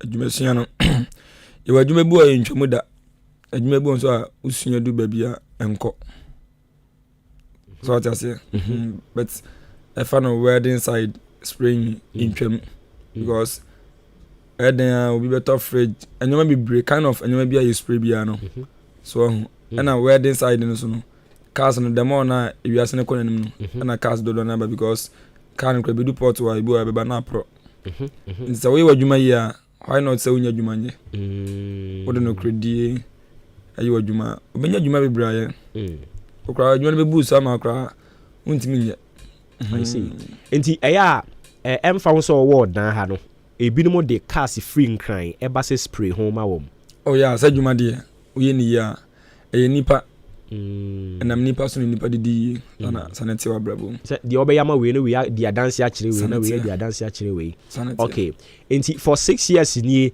en wa ba be handle adwuma no as opanyi a wanka se wasua biebi ama odi bo obra obetimi aka se ohun akire woda se they compare previously no any nay oh debi ahun kire de ba bet enye se bia me ho akire me ase bia se bia oni obedie kwa no metie kwa me ho nya me fan bet me kwadwuma ma mete wona makora na adwuma nti ahun kire de eba bet but because of say unya sika di ye nyama bi nti no yeah o to me konka enye se bia me ho akire me ama sabe me kosere yeah I see edi onamfofo a onu mu si so omo ana omo kɔ school ekosua brofo ne ayi no eduru ba bia ma bi mu afrɛ wo da sɛ ko ene de enko yi o. Oh yeah, yeah. So omuhunu krom say dem ye billionaire. But scandal mo bet enya mo sabi. So one thing is that me come how intro. Sa na tem ne tie. And nipa bia answer dem a akoba no. Obi adwin so ewo ho bebre. But some be come how chewa. And I be nyame hopo. Sa. Ntimi me kan intro. I see. Eze say o namfofo a ono mu si so na mo ko school kra omo ene omo gusu ko school no efre wo billionaire. Say ma. Na ontutu akwan yo ya football like nso bu ha. Onya dwuma bia 200 Ghana no and then profit. I was saying fan say o de bia. O de bi sie no. Yes. Now the end of say no mo bo no mo de yen kwase ade. Ene e bo sha kase o mo shema. Ene ntare akase. Sanity. But we understand something because a human is who say machine now use obetu ala de e bia debu ho a machine bet me nya fault uniska be say no aye sana 70 enti u phone na da ho ya na say o phone foforo apart from we me phone ani e bia o ho nkyere wo o ka say o to iPhone na untimi nto o metim ba mani nyu jadi nte use phone ya da ho yi me na mani because me majuma no so me touch phone mo me met me it me say at any time bia so ma to be pen na say me to na any 3 months bonus say nje hu hia se me to ba say obi so ye wadwuma yi bia nani dia kan to aso sabla ba chase nti for now dia ubetimi ato but wani nye ho yeah ni o mani no so sen ni edi machi I see. Okay, nti abusuafo ya ne yenua be ma Kwame Owusu Kwame Ahofe ena ye no egusu aye bon komo no ene eye TVET hour omo akosua omo de omo nsa no akosua de omo de omo adwena akosua de na eboa omo papa ye ono ngasa bie na adwuma me mpese me bisa ne age but ohwe no awonye obi a 40 wunru David wunru 40 aya de wunru 40 nti emfie miensa konum so no o spring shop no pese ekọ hefa do me de nyankopon na nkasa no tambia me bompa estro ne se madwuma na nkoso mame sana me pese madwuma ne because me do obu o mitimi adwuma ma no oba ha so chala ho afa nka pese me do kwa kra na mko na msu da bi eni pa be tre kwa na promise me na mese me ni ko on pese mo do ko bie shop wo ho ma o because me eni pa bia odan se me kan tumi ho say like nyankopon ka so shirawa o de fa bibi so no de shirawa me begin me bie me shop na moto me odan sprayers say the motorbike si wo say yin sprayer obi no betimi me ni say ne bro na na from home na who it's a brand new sa pepe na me am say the last time I ne wo kasa ye no o kan say o de no kra de usade nyina na no ne ade a na otai hu kura wo da yemu ne keka ho enti wo de ne ya adom a chede enti ade wo si ho ne ade obi a wakosua si ho no mo eden a wo be chen no enti na u spray moto nyina spray moto ene nyina u spray na say the wire boss ni nyina me ye ene nyina obeba moto seguo enti obu okra na like sel moto ira omutimi police for timi trace ya ma ba me ho ko fo wi aba de bia o first na boys ni biwa nso o me de ba chale so do we ye wadwuma yeah na minim nti now some guys be no mta de ba nti no me e panam se no chale isi as a police for ni aba me motos na aba nti fa police for na damfo ohunu moto ni bia na onu na di nkomo sa nti na my boys be kura me be mko bia bi ba na me from no me che boys no because obi mutim ko wi afi accounting ni sa good site na omodi aba so de o ye wadwuma I see enti u spray moto nyina na obi the bicycle so buy nyina me everything wo be ye me dem sika na meje me be do dey why boss so wasenka David financial ntwan wie yo bra ablabo sha se na adi nti asa we need that form too much ablabo so dey fa no serious baby sa ana me so me spray kwa na me yes casting obi spray ka me spray motor me dey chow cry be at 3.5 and 3 million. But we bit me spray car. Aje be 8 million and 1,000. Obewi na nfa so kura na be nu baby a nti o de na beka say yenketwa de yenketwa de mumu ne hu hode kase na hwe nhyɛ da ni so obehu ne say ketwa but eno so me ya edin edeme baby edeme kɔ no so that say me yema wan baby edeme di because unse moto ya de bi a enye nipa nyina na timi spray ba de afu motorbike no se ne blue na ya na de unse ɛho adwuma ne nkete but me tutu ni nyina part ni nyina na me de gu wa hyɛ da to boaye okay nti ene ye general manager wa alache bi wa ha ba bi yebe pie na ma ne de na ade aba ne de abeso ahwe oba no twa na picture moto no picture da bi enye moto wa alacha car wa ma ne famra car no ko kakra ya zi overheating a che no na on to engine fufure o twi su ogubu na engine akomato ne ye no asan tena na ade mu enti ye be ba all right so ye be ko okay but me pese we di kan tu fo ne de but ye se okoto se otonfo ba bi a all bono na eho hia no ene boys aya ba ye nyina ye mrantie ye pisikan ten o de no nya ne simple sa o de bi durubere ben na wo sha ase se wu nya kakra sa on se ne akoya ne se me tama me I come be 2 years na pon me ho no me na me na me de mani toto be bia me pon me ho a me bia me so nti I come 1 year no na so like me nya asase bi na nkopon oboni flania no aboni be kita ne poma na police me mfla jingo o yisu Toyota Corolla S blue black bi tino ya me adam for pa na mo bisu madwuma ya na mo bisu na obedi ebreme nti data mpona me mpom nti ase motos na me spray o master ho na obedi ne breme na me yema no nti me yema no wie na me yeden obefa madam for nti me nya asase ne pe na me ne ko ho ni ko hu asase ru no nti me pom just tama me pom no na oboa me e wo sikasem na ya na mo kakra da no oboa me na me de boss shop no I see enje say obi na eboa wo e na ma wa bedru ba biadru no but say onipa no so hia wo na hwe enkura wo nsem a nka wo moa wo da bi nko moa me enje say o di kan boa wo ho nti wo moa ni hia moa no e na ma bedru ba bia wadru yi sanity okay enti se na me di kan kan no ye nua no mo mrantie ne mmaba wa ene bebre no ampe ensa no adwuma obehunu akotena social media na omo yi omo ho ebinom sika iPhone si je say boy bi wa share ni bon koma na adwini nyina so obo sika no akoto iPhone oni safo ne kasa na afi yen sorry so me too am for say like abrabone de abrabone from until order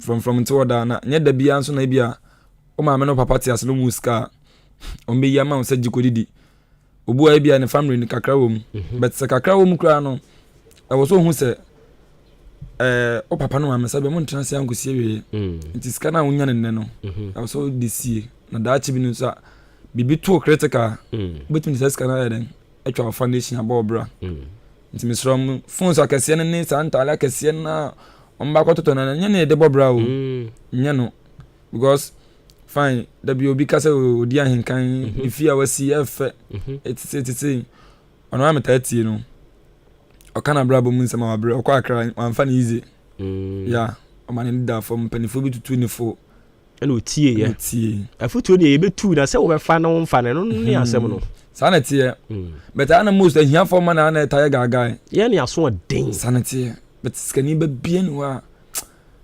skani most normal ya kam madam for baako ne punishment or yade bi na ne papa ni anje ho nti punishment ane papa ye se ode ma no ene se oko school okache ne se omuma sa omo akwama na omuma no omuma mid term akwama mid term I think no mo be spend ya ma omo Wednesday nti na ɔmo bɛba school mu Monday nti from Thursday Friday Saturday Sunday ne papa ka kyerɛ ne sɛ ɔbɛ punish no punishment ne den a ɔde ne kɔ London ama na kɔ spend holidays no wɔ hɔ on spend wɔ Ghana ha ɔno ne punishment no nti wo do ho to saa nipa we yi a ɔno ne punishment ne sɛ yɛde ne kɔ London na ɛno cross wɔnkɔ osuma ma so wɔnkɔ as we hear ba punishment yɛde bɛ kokoko ase ɔkɔdɔ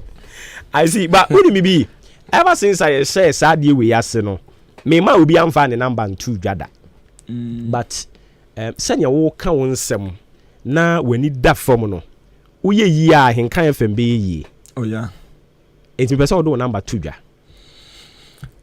okay my telephone number here 0542 nyabotre na bobo 0542 say be like obi wa person ba bi sunyo djuma akonya ho okay obetimi ne banaba but me mpa kwala ne nsa ha aso den po de nkan po de normal but akwala bu ne nsa ha no krono de obi wa be spray ne car na ebia we wa sheda obi wa sheda kra o so wa hwe no we ja tumu a o be say o boss din sa de enye okay nti bobo number no nti me telephone number ne 0542 346 mpancho 6 ne yemiensa okay 912 0542 346 912 6 no bom yensa no abo 9 no abo 1 no abo 2 okay udu MTT du ha enti bobo ne kakanga kra na bobo 666 miensa no 054 there be ohina wo saade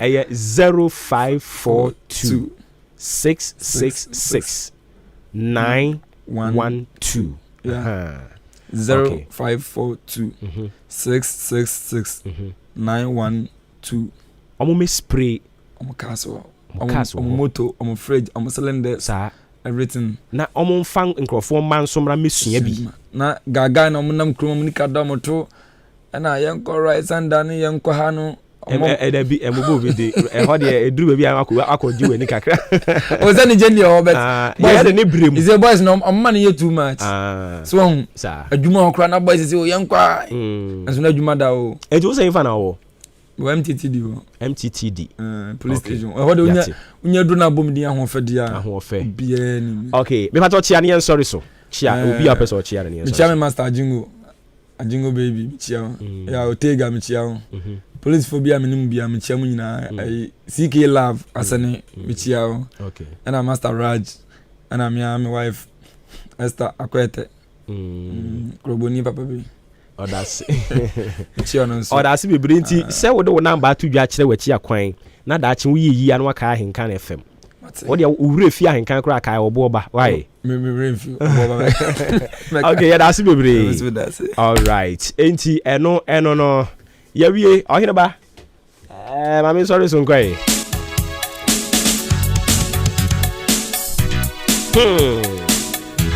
Chaga.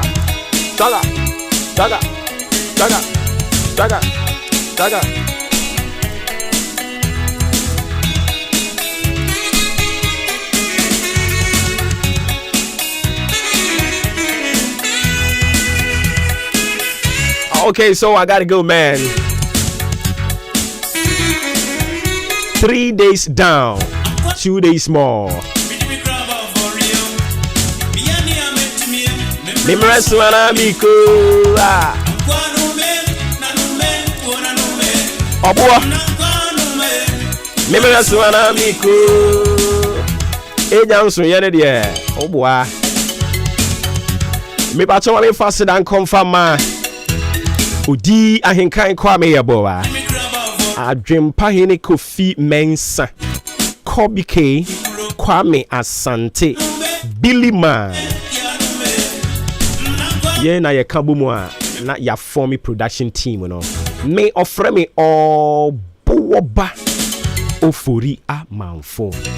The Commander General Ensroja Kotoku Mayor Mabe Mejumewie. So once again, happy birthday going out to you, Hagar Afra. It's your birthday today. Live to be 93.3 and beyond.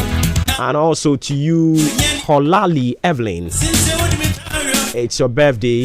Happy birthday.